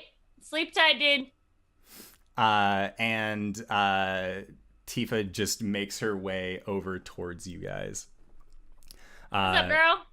How you be? Well, I would be better if Zakir wasn't such an asshole. And she just kind of motions towards this half elf. And Blake, or Arjhan, you were just walking quickly by. Nope, I'm not dealing with this. Okay. So as you are on your way, heading up the stairs, Greybeard is actually in the process of passing you by and just says, "It's so nice of you guys to actually come back. I honestly didn't know if I was going to have to auction off your stuff because I kind of have a policy that if you aren't here, if you've left your stuff here for over a month, I kind of have to, recount my losses a little bit. But is there any food that you want? Any drink? Anything I can get for you? Do you want an egg witch? Eggy McEggwitch? I would love an egg witch. One Eggy McEggwitch. I will send it right up. Don't you worry about that." And then as he says that, you just hear this. He looks over and you, Blake, see what looks to be just this cat, black as night, that just doesn't look right necessarily. It looks like a cat, but there's just something weird and off about it. He just... I wish that thing would just leave my bar. One Eggy McEggwitch. Coming up. Drinks? Water? Whiskey. And Whiskey and eggs. Got it. yeah, and if he's staying like down there, I'll stay at the bar. Yeah. Just like facing away from the room. Okay. Yeah. No, he is kind of just running around, making sure that everything is taken care of. But as you stay at the bar, he makes sure to bring you food and drink. He starts off first by giving you your whiskey and then says that he'll be back with the food. And so Gwen, as Tifa comes up to you, you see that Blake just makes his way over to the bar after saying that he was going to sleep. And then after a quick conversation with Greybeard, wraps around and just makes his way to the bar. But Tifa looks at you and just says, well, I would like to say thank you again for helping me back to the mainland, or at least to the island. It was not exactly my best outing as a cell sale, but with your help, I was able to get on my feet once more. So whatever you want at the bar, it's yours. Food, drink, it's all on me. Don't worry. Sweet, sounds great. Is your friend okay? No. No, he's not. You know what? Maybe you should go talk to him and like clear things up. I'm not sure what's going on with him. He doesn't really talk to me about stuff. So like, I mean, he seems to be a little upset. Maybe you can like warm the pot. I'll do my best. Thank you. And she just kind of gives you a very earnest thanks. And then she begins making her way over towards Arjhan, who is currently sitting at the bar. Okay, I'll be right back. Sure. So Arjhan, as you are currently sitting at the bar, and you get your glass of whiskey, you hear a voice next to you that says, "I will take whatever one of what he's having." And Greybeard then pours you a whiskey and then pours Tifa a whiskey as well.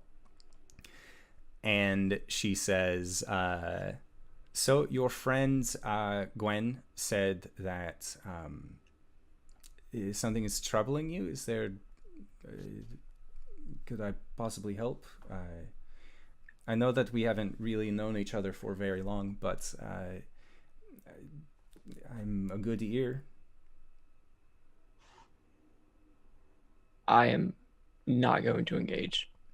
I do not want. I do not trust this person. I do not want to engage with this person. What? No! A random GB appeared. We're in his bar. We are in his bar. It's true. So, and I would just like to continue eating my Eggy McEggwitch and not engage with Tifa. I sent Tifa over to him. I mean, Stay long. My experiment failed, and I thought it would be hilarious to show up and be like, "Look at you guys." Oh, God damn it, Patrick Rothfuss. well, is all of the animals love him, and he can't pet them. oh, I got my gloves. Oh. Look, I know that we didn't exactly get off on the right foot when I was leaving the boat, but I mean, you seem like you're being a little bit cold.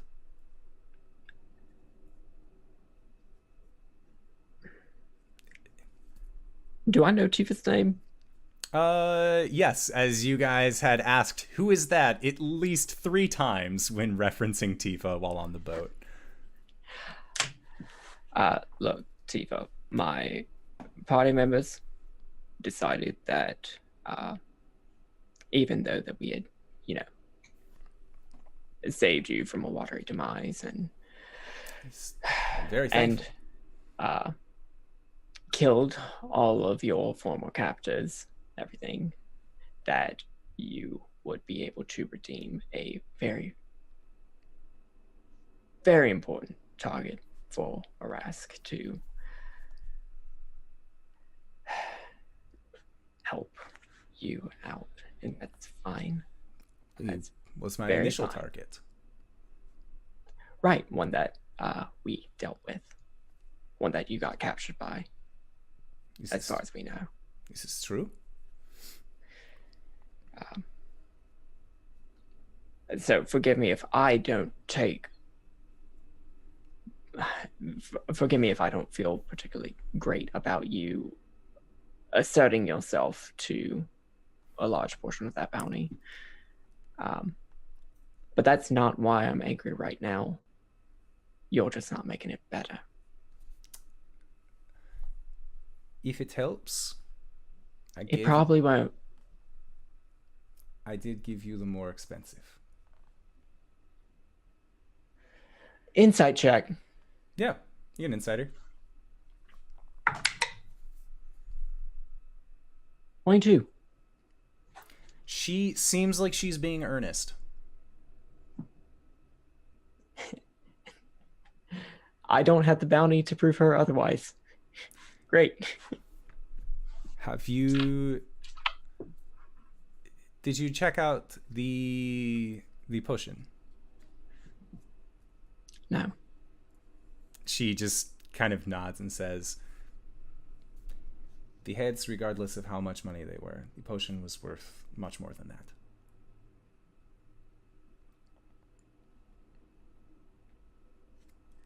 You were dying on the ship, and I found it in Alazan's pocket. It was meant to help heal. I figured your friend either might use it to help whatever was going on with you, or you could keep it, which I hope that you did.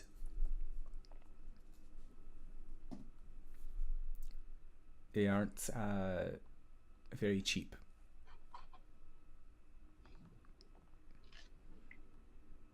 Good to know. So, while I still don't really feel bad about taking the head, again, if we are going as to who called dibs on who in terms of bounty, I have been going after Alazan for years now. And he's dead. He's finally dead. I was able to have enough money for a ship again, so I have my livelihood, and to that I do owe that to you and your friends. So do I feel bad about taking the head? No, because it allows me to still be free. And freedom, and she kind of raises her glass to you. You cannot put a price on freedom.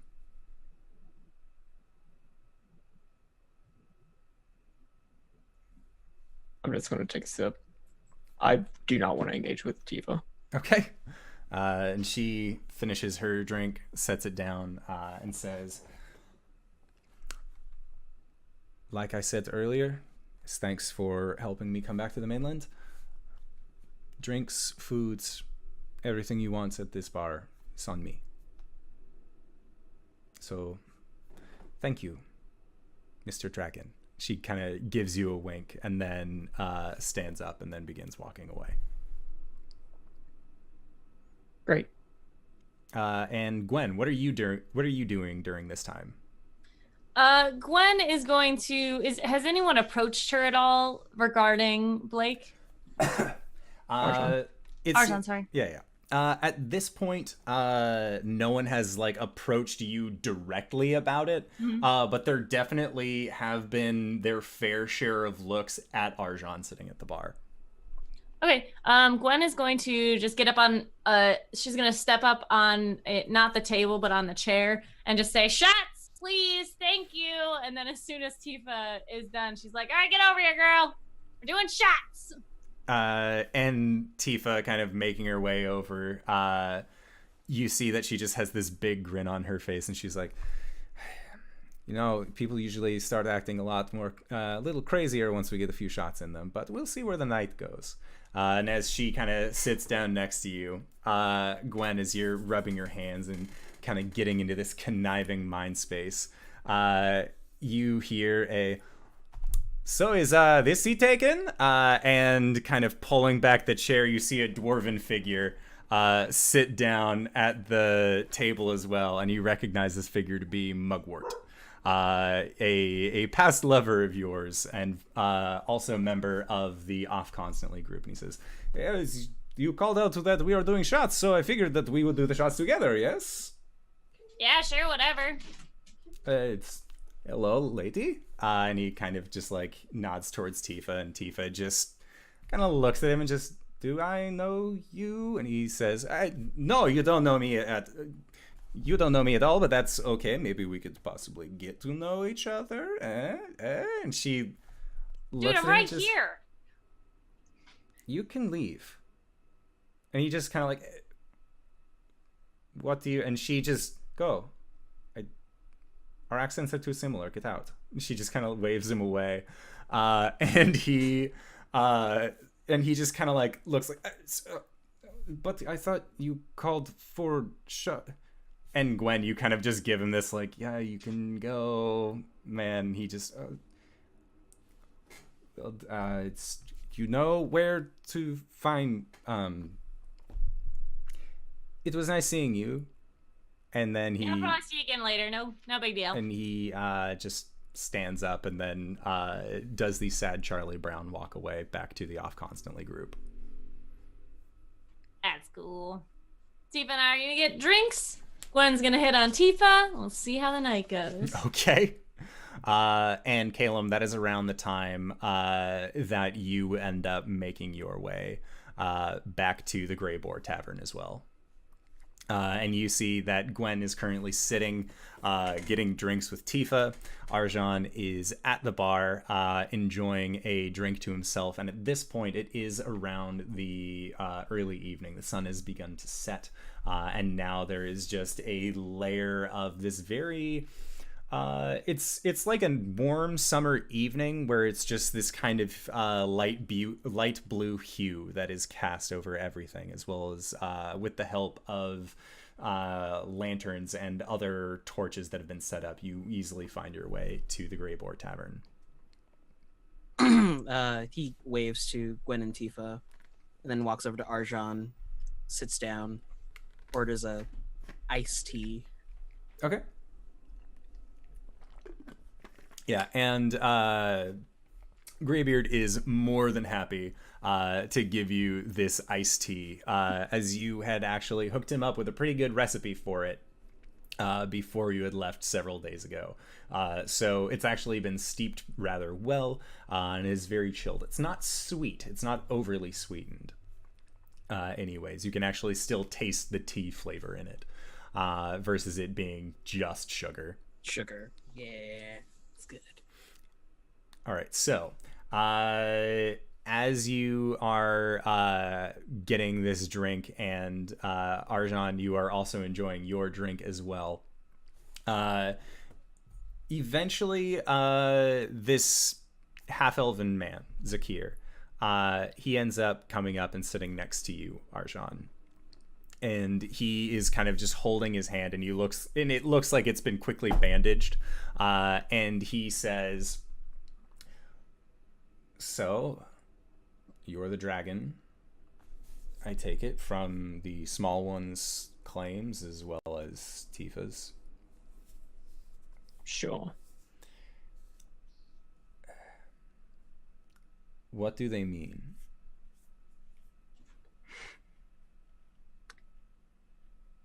That is a story that I am not particularly comfortable telling. A few more drinks, maybe you'd feel comfortable? No. Not at all. That's fine. It's been a really long couple of weeks. And he just kind of leans over to you, Caelum, and just, "I'm sorry, who are you?" I'm his friend. I'm Caelum. I extend my hand. And he goes to shake your hand, but then immediately remembers that that is the hand that has been stabbed through, and he's like, "It's fine." You've managed that the wrong way. You know what? That's fine. Have your drinks, stew in your sulking sorrows. I don't care. And he just kind of like stands up rather abruptly and then just begins making his way out. If he walks past Caelum, Caelum will pat him on the shoulder and cure wounds him. The way that the bar is set up, he can just leave directly behind him. He doesn't actually need to pass by you at all. And so then Caelum, it is you and Arjhan at the bar, and then that is when yet another figure comes up to the bar sitting next to you. And this one is actually going to just lean over and say,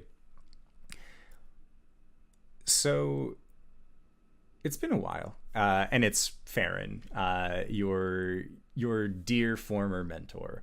And he, looking at the two of you, just, "So the story that Tifa was speaking earlier, it's true?" And he kind of like is speaking in a more hushed tone. And he's like looking at you, Arjhan, and looking at Caelum as well. Caelum, if the paperwork for my exile come in, just come get me, and I'll walk upstairs. Okay. I'm sorry. I didn't mean. No, it's Oh. It's been a long couple of. A lot has happened. Like. Yeah, I haven't seen you guys here in a while. What's been going on? And he kind of like scoots over to where Arjhan was sitting, so that way he can sit directly next to you. And just, do you want to go back to the table, or do you just want to sit here? He looks over at the table. How crowded does it look? The table that he was sitting at does currently have some available seats at it.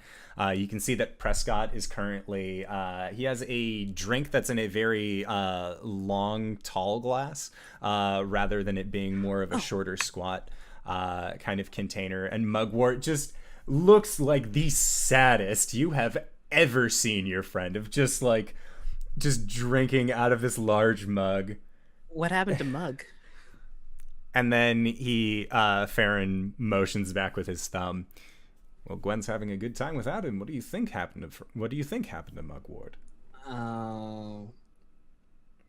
Yeah, let's go back to the table.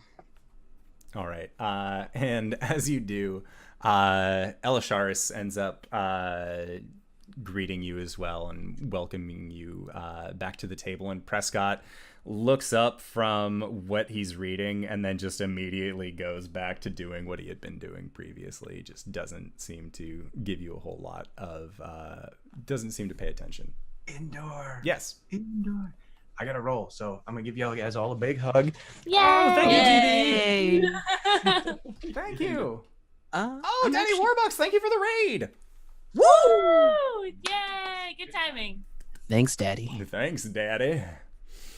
So, Elisharis Can I- ends up just saying, well, it's good to see you. I just haven't seen you in a couple of days. Is everything all right? And We went on a special task. We killed a hag. And then at that, Prescott just, oh, come the fuck on, and closes his book and just, okay, first we do all of this, blah, blah, blah, we killed a ghost, and then, oh, we killed a hag, fuck you. And he just stands up and leaves. He doesn't seem to want to do anything to do with you. And at that, What? Farron's just like, what the fuck? All okay. And even Elisharis is like, and Mugwort, though, is still just like, she's never going to like me the way that I like her back. Just Oh, buddy. doesn't even seem to notice at all and just continues drinking out of his cup. Well, there goes the thing I was gonna ask Prescott. What were you going to ask Prescott? I was wondering if he had a spell in his spell book that I could copy. I would pay him, but he's kind of gone now. I don't think he's... I don't think Prescott likes me very much. And at that, Elisharis just kind of puts her chin in her hand and just, well, whatever could have given you that idea? I don't know, just recently he's been weird. Recently? And then Farron's just like, well, I mean, he's... Weirder. Yeah, no, he seems a little agitated. I don't really know what's going on with him so much, but... Normally he just passive-aggressively, deals with me. Now he just outwardly explodes. Yeah, I'm not really sure what it is about that guy, but... Look, he really is kind of a nice guy once you get to know him. He's at least useful on the battlefield. It's good to have around. He's a good friend. He wants to be. But tell us, you killed a hag, you sailed off onto the sea, what else happened? He'll recount the story, kind of minusing out the blight ship and the vine blight that is still there. Okay. We did... So, in essence, we kind of killed a hag for a mug. And then, when you say that, Mugwort kind of picks his head up and just, I didn't ask you to kill any hag.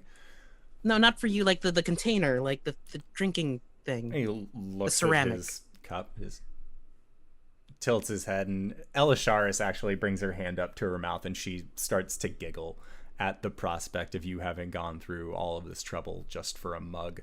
And Farron just says, well, to be fair, apparently it was perfect for the amount of soup that it carried, so there are far too few mugs in this world that are perfect for the amount of liquid that you want. And at that, Mugwort just says, this one always seems to have the perfect amount of liquid for me. And he just kind of goes back to drinking. Oh. Now, Caelum, how long are you planning on staying here? Well, a few more days. We have to get Arjhan's double crossbow out of order. Blake goes by Arjhan now. All right. Okay. I will keep that in mind. Or try to. Anyways. And Elisharis also just kind of has this moment of understanding as well. And then he says, we were planning on heading out soon, in the next couple of days. So I just wanted to let you know that I'm proud of you. In case we end up going on our ship before you end up going on yours, you did it. Got yourself into a bard song. I mean, it's not the best spot in the bard song, to be honest. If a bard ever has anything to say, no one else in the song except the bard would be put into any kind of good light. The fact that you made it there in general, and the fact that it's one about victory, is good enough. And you've really outdone yourself. And Elisharis says, I haven't really known you for that long, but from what Farron's told me and from what Mugwort's told me as well, you really have been making just leaps and strides. And I think that deserves at least some recognition. Don't you? I mean, I really couldn't have done it without, kind of turns. Even though half of them are missing my party, so... Gwen, make a persuasion check with advantage. Okay.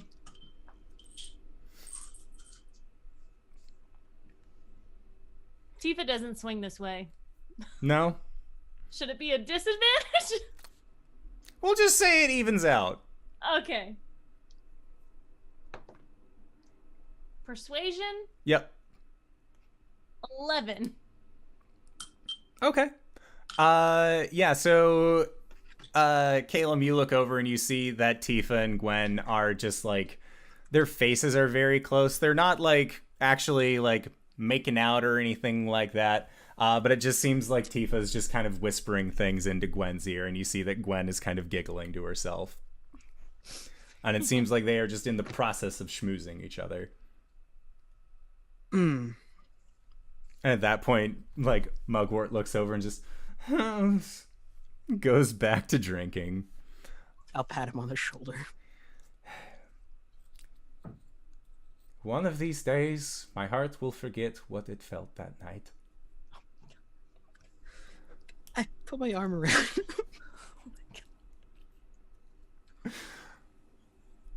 All right.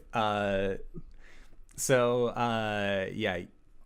Arjhan, what are you doing this evening as you had gone up to your room? Are you going straight to bed, or did you have anything else planned? I want to look at the potion. Okay. So I do have proficiency with alchemy. Yeah.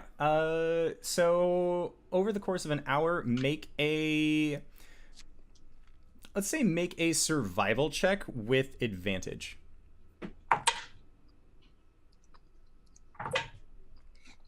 9. Okay. So tasting it, you are pretty sure that this is a very potent health potion. You aren't exactly sure how potent though. But you do, like, you cut your hand a little bit, pour a small drop onto it, and you watch as the wound itself just closes very quickly. But kind of doing just these very basic tests on it, that's about all that you can get from it. Cool. And then after that, did you have any other plans for the evening, or were you going to be going to rest? I was more gonna just like stay up until the paperwork comes in. Okay. Yeah, so it is about another hour until Caelum, you and Gwen, you can kind of see straight at this point, just sort of looking around. And you see that there is a kobold wearing a messenger bag over his shoulder, as well as what looks to be a tiny hat on his head as well, that has a signature of what looks to be a kobold with a large scroll over his head in a running position on it. And he just sort of begins looking around this bar. I'll wave him. and he raises his hand up to you and then begins scurrying over. And as he gets to you, Caelum, he says, "For keeps adventuring party." Affirmative. And he opens up the flap on his messenger bag and begins kind of digging around, and then pulls out what looks to be a stack of about 12 papers and sets them in front of you and says, "For the place of residency, sign here, here, here, here, and here." How dare. Oh, I thought you just wanted the... That's okay. Just do what Caelum would do. Now, and he collects those papers. "I will transport these to the landholding facility, so that way they know in order to bring your key. You are going to be staying at this place still, correct?" Yeah. All right, we will make sure to bring the keys. How many would you like? 4. 4 keys. Got it. Now, these are also for you. And he rifles through his bag and he pulls out a stack of what looks to be about 25 pieces of paper and sets them down in front of you. And says, "These have already been file formed. They are your letters of exile from the island. Should you decide to leave, you will not be allowed back. So says the King of Splendor." And he gives you a little bow and says, "I will return post hastily with your keys. Thank you very much." And then as he bows, he kind of extends a hand out towards you. Oh, I'll put down 5 silver. And then he accepts the silver and then stuffs that into his bag as well. Thank you. Most kind. And then begins backing up, and then you see him running off as well. He's gone How now. do I know if the dragon's coming tonight? You'd hear... never mind. And Tifa just kind of looks at you and says, "Dragon? I mean, he's upstairs if you want him, but No, not that dragon. I hit on the real dragon."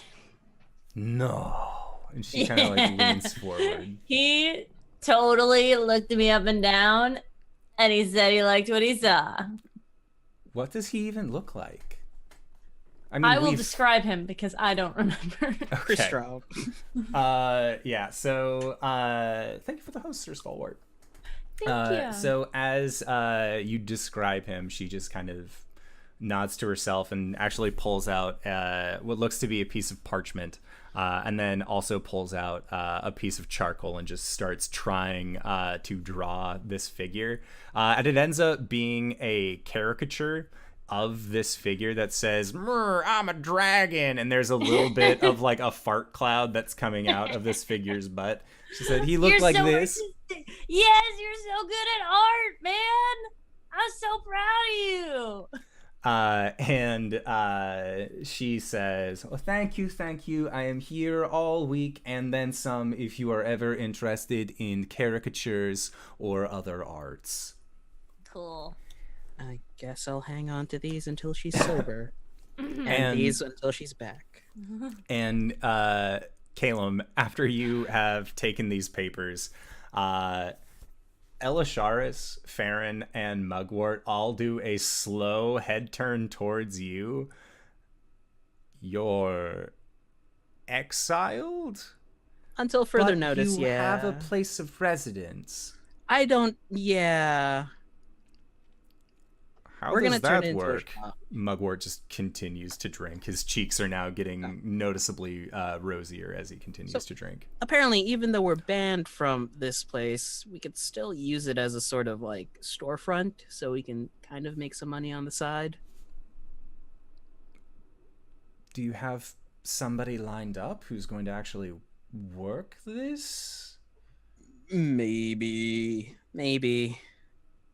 Well, I feel like that's like step 1 of a business, is having somebody to run it. What are you selling? Potions? It's alchemy shop, hopefully. I gotta talk to Arjhan now that we're exiled officially. Yeah, that still just doesn't rest. In the wise You words know of what? a player, don't worry about it. And Farron puts his hand on your shoulder and just says, exiled or not, you're still doing a good job. Thanks, Farron. And then Elisharis also just kind of nods in agreement, and then you make your way up past where Gwen currently is. I'm just gonna lean over to Gwen. Go. So, that temple of Soon, I found it. I kind of put a reservation under your name, so if this doesn't work out, you can go have fun tonight. Sweet. Why don't your eyes have any white parts in them? They used to when I was blind. You were blind? You were What? blind? Yeah, remember that whiskey that you made me drink? Oh, yeah. I have some whiskey that'll fuck you up. Tifa just sort of looks at you and just, well, why are you holding out then? Let's get into it. Cool. It's in my room, though. Okay. All right, cool. Caelum, put a pause fine. on that. Okay. Where did Arjhan go? His room. Is he like okie dokie smoky? I'm gonna go check on him now. Let me know if you need me. In a little bit. And Okay. Tifa just sort of, I'll be here all night. As the three of you make your way upstairs, and then Caelum, you go in to Blake's room, and then Gwen, you and Tifa go into your room. I hope she doesn't go blind. It's okay. I can cure her in the morning. She's fine. Did the stuff come in?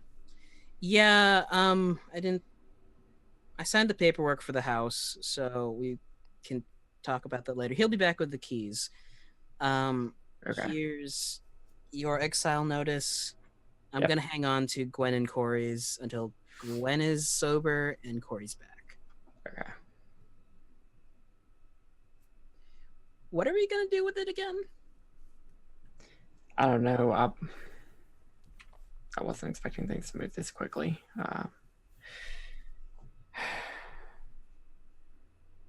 I'd asked McCarthy if she knew anybody, but I mean, I never really got any confirmation on that before everything went down. Right. Well, as long as we don't leave, we're not exiled. Good news.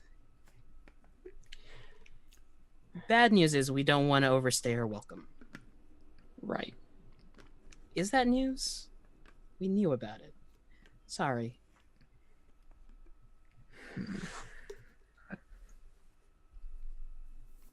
I don't fucking know.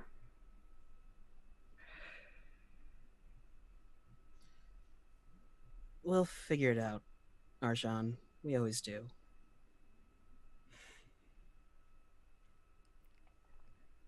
I'm sorry. For what? I don't know. I thought I was doing good by getting us this key, but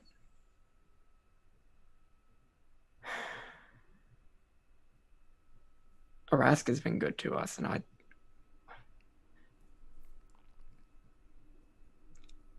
didn't want to lie to him.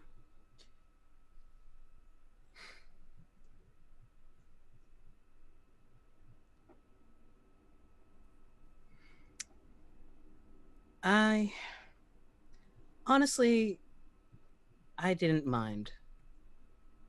Because that was your play. And as party members, I'm always gonna back your play. Same with Cori, same with Gwen. It's gonna get kind of weird when there's a conflict of interest, though. Like an angry, evil Ancient black dragon. Oh no, that was pretty cut and dry. We had to blast that bitch. Wait, what? What? Oh, I thought you said, sorry, what? I thought you meant hag. I misheard as a player. Oh. Well, even that was a conflict of interest. Yeah, sorry. I'm tired. Oof. Oops. Oof, I'm sleepy. Yeah, we'll cross that bridge when it comes up. It seems to be the way that we handle most things.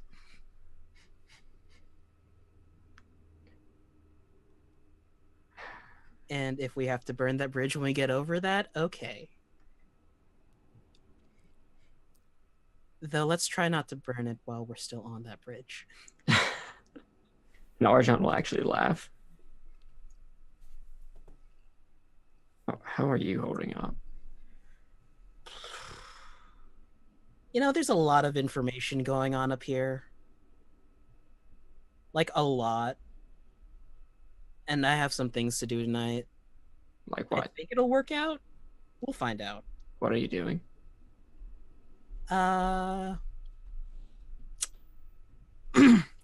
So I don't know the extent of it, but would Caelum know everything I knew about the weave? He would have to make an Arcana check. Are you trying to snatch someone's weave? Yada. Oh no, that's an 8. 22. From your time spent with Brother Groon, you have a fairly good understanding of what the weave is.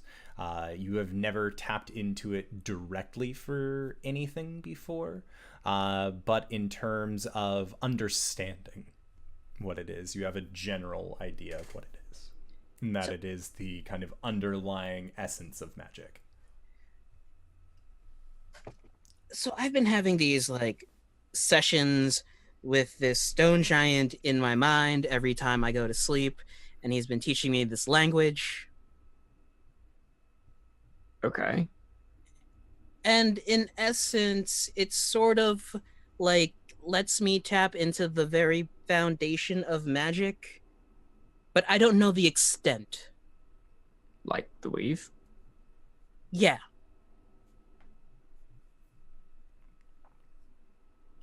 So it might get weird. I might go to the beach so I don't blow anything up. Okay.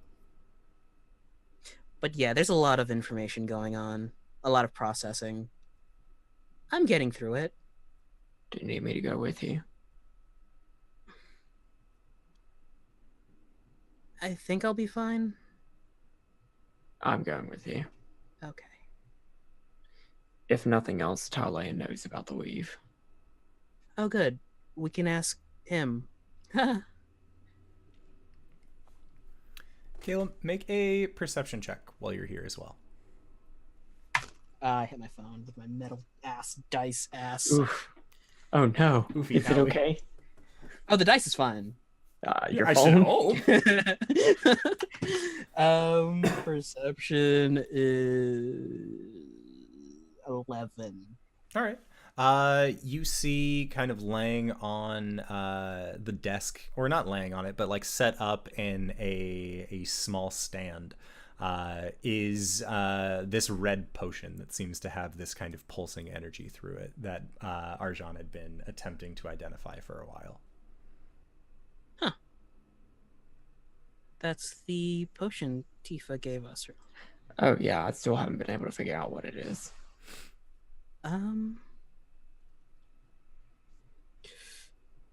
That's not tonight, is it? Sorry. What? Where is? Oh, yes, I do. I have it. Give me. I could use a spell slot for it. Gonna walk up to it, touch it, and cast Identify. Okay.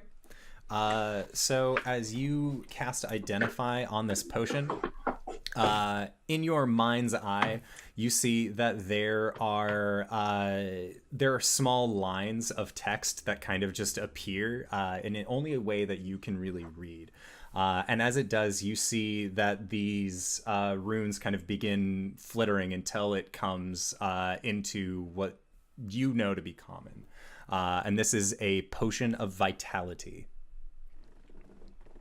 So a potion of vitality I will grab from the DMG. I do not have a dice bottle for this. No. I will put this away. So the I potion imagine of vitality. third eye opens. Yeah. Yeah. Manage equipment. I could look it up here. Potion of vitality. Whoa! That's a nice color. So, when you drink this potion, it removes any exhaustion you are suffering and cures any disease or poison affecting you. For the next 24 hours, you regain a maximum number of hit points for any hit die you spend. The potion's crimson liquid regularly pulses with a dull light, calling to mind a heartbeat. Nice. So, when you drink this potion, it basically supercharges your healing process, cures even any disease and poison afflicting you, and also if you're exhausted, it's gone. Huh, okay.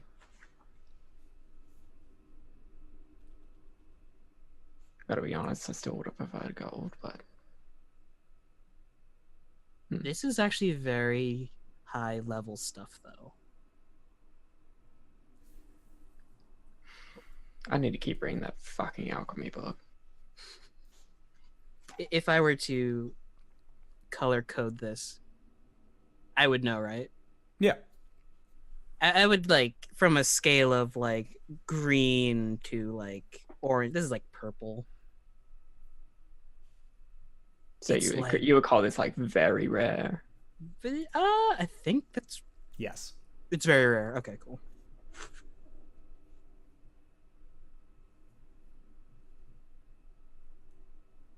Good to For an know. emergency. Right, still probably wouldn't help us if we're dead. No. Let's go to the beach. Let's go catch a wave. Thank you, because same hat. Nicki Minaj. Sons of beaches. Okay. The goth bros definitely listen to Nicki Minaj. Yeah. It's just a thing. It's a thing. We were all about that super bass at one point. And as you are making your way out of the room, you actually hear, "Holy gods, that burns!" As Tifa is downing shots of moon wax with your compatriot Gwen. So, Gwen, I would like for you to make a Constitution save as well. At advantage.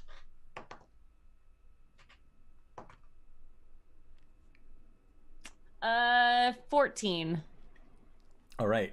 So 14 is just enough. You are already feeling pretty sauced from the amount of booze that you've been drinking, and just taking a few shots of this has gotten you to the point where you're seeing double.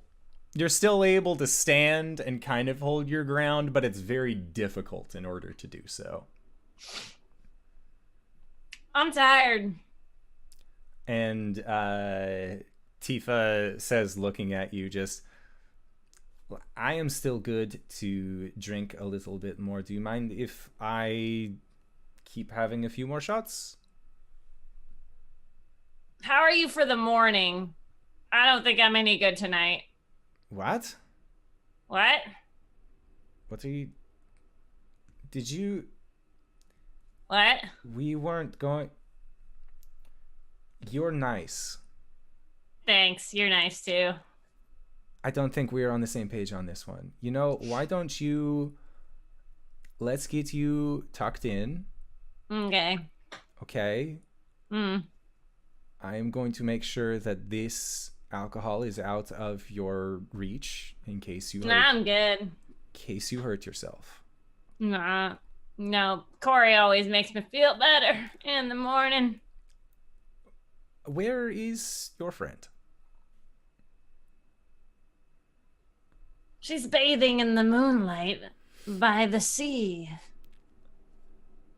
Okay, you are speaking gibberish now. It's time for beds. And she kind of just like picks you up, sets you into bed, tucks you in, and says, "It was very nice drinking with you. I am glad you can hold your own." You too, girlfriend. And she picks up the jug of moon wax and says, "Have a good night." And wait, you're not gonna. That needs to stay in here. I have to make sure that it's out of your hands. You might hurt Okay, yourself. give it to Caelum. I will be sure to do so. You're the best. I know. And she kind of gives you a nod and bow and then begins walking out. Yep. She's gonna pass out. Okay. So yeah, Gwen, you go for the big sleepy. This is the like, it's hard to kind of maintain your sense of equilibrium. The world is kind of spinning, but you do manage to find yourself in a restful state, without any real issue. And Blake and Caelum, as you guys are exiting the Greyboar Tavern, you see this small little courier kobold ends up approaching the two of you and says, "For Keeps Adventuring Party?" Yes, that's us. "One moment, please." And you see he reaches into his large messenger bag and then pulls out a key ring. And this key ring looks like it has 4 moderately sized keys on it. And then hands them up to Caelum and says, "The keys to your establishment." I'll hand them to Blake, Arjhan. Thank you. And then he kind of puts his hand up towards the two of you. I'll put another 5. Same kobold? Make a insight check.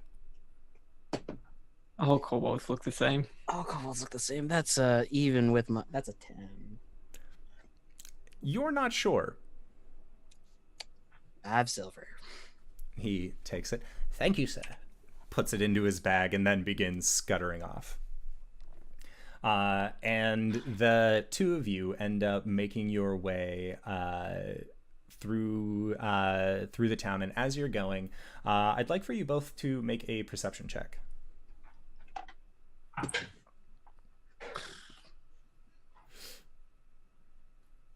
8. 8. Okay. Yeah. So you guys don't notice anything on your way through the town. We don't die. And you find yourself at the switchbacks, heading down towards the beach. And are you going to the side of the beach where you know Agatha's hut is? Or are you going to a different section of the beach?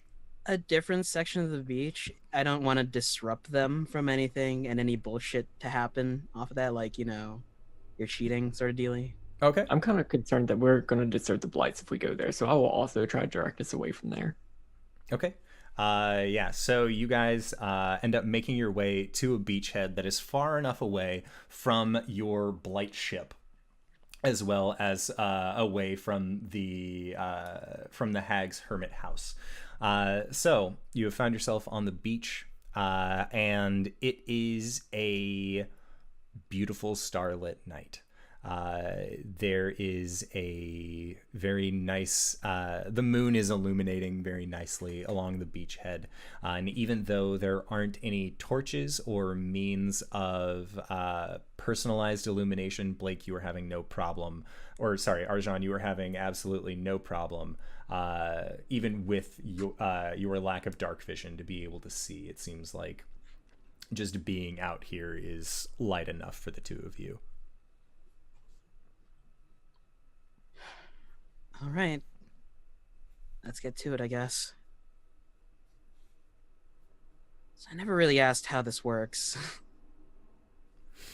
What are you trying to do? Well, from my understanding, I should be able to speak the language in a way to change the weave in a way I want it to.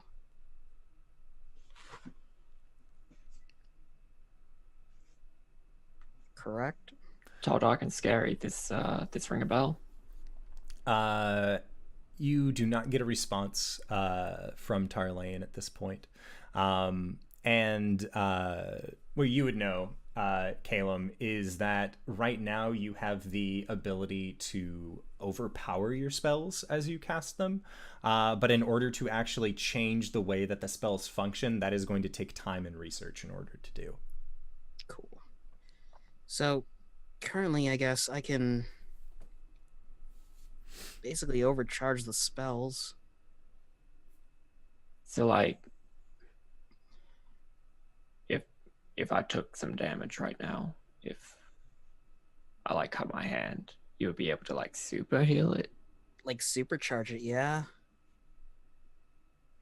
I'll light my claws and unlight them. Okay. And they'll actually spark with lightning this time. That's new. So I'm going to cast Cure Wounds at 4th level. Okay. So, I would like for you to roll a D100. Oh boy! Oh shit.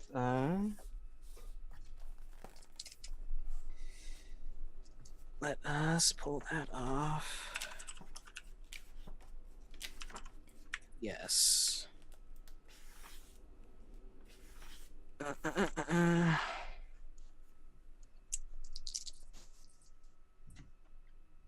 Ha! What number? 35. 35. So, roll a D10.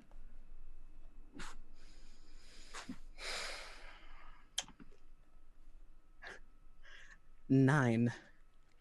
All right. Your age changes by a number of years equal to the roll. If the roll is odd, you get younger. So you watch as Caelum de-ages 9 years. What the fuck? Caelum, how old were you? I am 23. You are now 14. So, Blake, or Arjhan, you watch as Caelum, in his larger form, ends up kind of like shrinking down. His armor seems like it gets a little bit looser over his personage. You watch as his more defined jawline kind of fills out as he gets a little bit of baby fat on him, as it looks like he de-ages in front of your very eyes. However, the cut on your hand is healed. Did it work? What the? Did you get taller? Did you get younger? Looks down. Caelum, your armor is much baggier than you remember, and your items are a little bit larger than you also remember as well.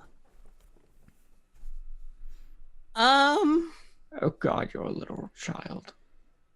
Oh god. I think that gives you plot armor. What? Just a little bit of a nosebleed. Oh hey, your hand's healed. Yeah. Yeah. Man, this is weird.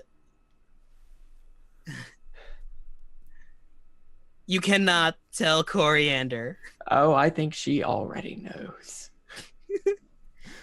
And that is where we will call it for this evening. So I wanted to say thank you so much to everybody who decided to stop by and enjoy this session, even though, again, we didn't have our Eladrin Paladin. I'm sure things are going to blow over just fine next time. You guys totally, got exiled, de-aged 9 years. It's gonna be fine.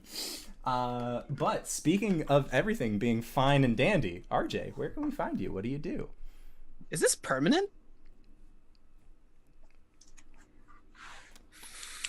Hi, Wild everybody. Magic I'm Surge. RJ, and you can find me at RJustice282 on Twitter and Twitch, where I talk about how de-aged I am. I'm younger. I also stream occasionally, sometimes, with some of these lovely people. And on Tuesday, you can catch me as the DM to Welcome to the Arcanum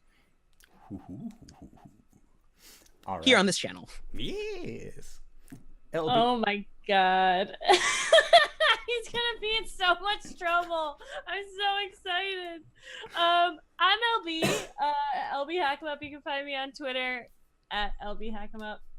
You can find me here Mondays and Tuesdays. I will be in the game tomorrow. I have art to share by our lovely Danae Keener, so I'll be posting that on Twitter of our kitty cat siblings. Oh, Danae did that? Of course she did. I didn't know. And then this week on Sunday, I will be playing at 5 o'clock on Encounter Roleplay's channel. We have 2 more episodes left of our Young Heroes of Fate game. So we're, in the big bad. We freed an alien. We sounded an alarm. So bad news bears. And then directly after that at 8 p.m., because I'm crazy, RJ and I are going to be on Pro Restarter's channel doing a Cypher system game. Nice. That's it. All right. Cyberwolf, where can we find you? You can well, first off, we got a non-zero on there. It's you can find me at Cyberwolf201 on the Twitter, where I tweet things, usually shit posts. Sometimes it's about like what I'm doing today, like whenever I go live on twitch.tv/Cyberwolf201, where right now we're playing through Breath of the Wild, talking about some lore, some Zelda lore. Sometimes taking shots and reading Breath of the Wild smut. Sometimes it's Critical Role smut. I don't know. It's been a recurring theme. I'm not mad about it, but whatever it is, you can bet your ass that I'm going to be playing video games very badly. Archives of that go to my YouTube channel, which you can find through there, where you can also find the podcast that Kyle with an N and I do called Let's Talk About It. Our 14th episode just went up on Saturday, where we talk about pacing and stream games and safety tools, and talk about our OCs for like an hour. But it's fine. It's fine. You can find that on other platforms as well, but we're not quite caught up yet. As far as other role-playing stuff, hey, you found me. That's great. I am not currently in any other stream games on any other channels, and probably will not be until Ghost of Saltmarsh on this channel. Yes. And for other things, check out Open for Adventure. I am not on that channel. I am not a part of that channel, but I help with it behind the scenes sometimes. And they're doing really cool stuff. Check them out. That's it. Yeah. Oh, also, sorry, one last thing. If you were thinking, hey, Waterdeep Dragon Heist sounds like a really good game, but I also really like the Critical Role setting. I may be publishing some conversion notes for that, and you may be able to get an early peek if you subscribe to my Twitch channel and get access to my Discord. It's a good place to be for some Iman Dragon Heist action, which I followed that game on your guys' Twitter updates. That sounded like a good time. I'm very excited to find out what those conversion notes are. Also, you can find our Eladrin Paladin, Danae Keener, at DanaeKeener.com, where she does drawings of mostly D&D related content, including sometimes drawings of stuff that goes on this show. As it so happens, I'm not sure what's going on in Danae's mind right now about Caelum de-aging 9 years, but I'm sure that you can possibly find out if you end up going and using a either Twitch Prime subscription, or if you join in on our Patreon, which will give you both ways, will give you access to our Discord server. So you can actually use the command to summon Patreon from the Steam Labs bot. So if you go there, you can join in. Also on the Patreon, recently I released the module for our Hell Scouts adventure, where you get to play as a level 1 tiefling child going to tiefling summer camp, because that obviously sounds like the best way to get in touch with your best bad self. Also, you can catch all of us, all of our VODs and games, either in our audiocast format, which you can use the command audio, and it will tell you where you can go on Podbean to Lady Cam, where you can actually find us either at indooradventures.podbean.com or anchor.fm/indooradventures. We also are Indoor Adventures on YouTube, Twitch, anywhere. I have done all of the necessary work in order to get everything consistently branded, because that's what it says on our merch. So it made sense that that would be the name. Also, I am going to be playing in tomorrow night's game for Into the Arcanum. I am going to be playing as the sibling of LBHackEmUp. I don't want to say who my character is yet, because I know I want it to be a surprise for one of our regular listeners, and I think that she'll really enjoy it. Also, starting next week, on Tuesdays, we are going to be playing The Curse of Strahd, DM'd by our dear friend Danae. So if you are interested in possibly getting spooky on a Tuesday, totally come by, check that out. We're going to have a great time where you get to see LB play as Silme, a wizard, myself as Kefris, a barbarian, and RJ as Speedy, the ranger. We are also going to be having... maybe you might be able to see me in one of those earlier episodes too. Yes. We're going to have a lot of guests from our general community on in the show, so that is another thing that you guys can look forward to. Also, as Connor mentioned, in May, you can look forward to Ghosts of Saltmarsh, where we are going to be having people such as Cyberwolf, Kyle with an N, my dear friend Keanu, and I'm still waiting on confirmation from Dingo. She said that she would want to play, but have not joined the Discord yet, so we can talk about characters. Working on that. But you can look forward to a rad-ass Ghosts of Saltmarsh game coming in May. And with all of that out of the way, we are going to be going to our Patreon-supported podcast nights in the courtyard, where we answer questions not only from each other, but also questions directly from the community, because I'm sure that a lot of people have some questions about Caelum's problems with, statistics and math, like he mentioned last time. So we are going to be going into that. But again, I just wanted to say thank you so much to everybody for stopping by and helping support the show. It really does mean a whole lot. And we will see you guys next time. All right, everybody. Bye-bye.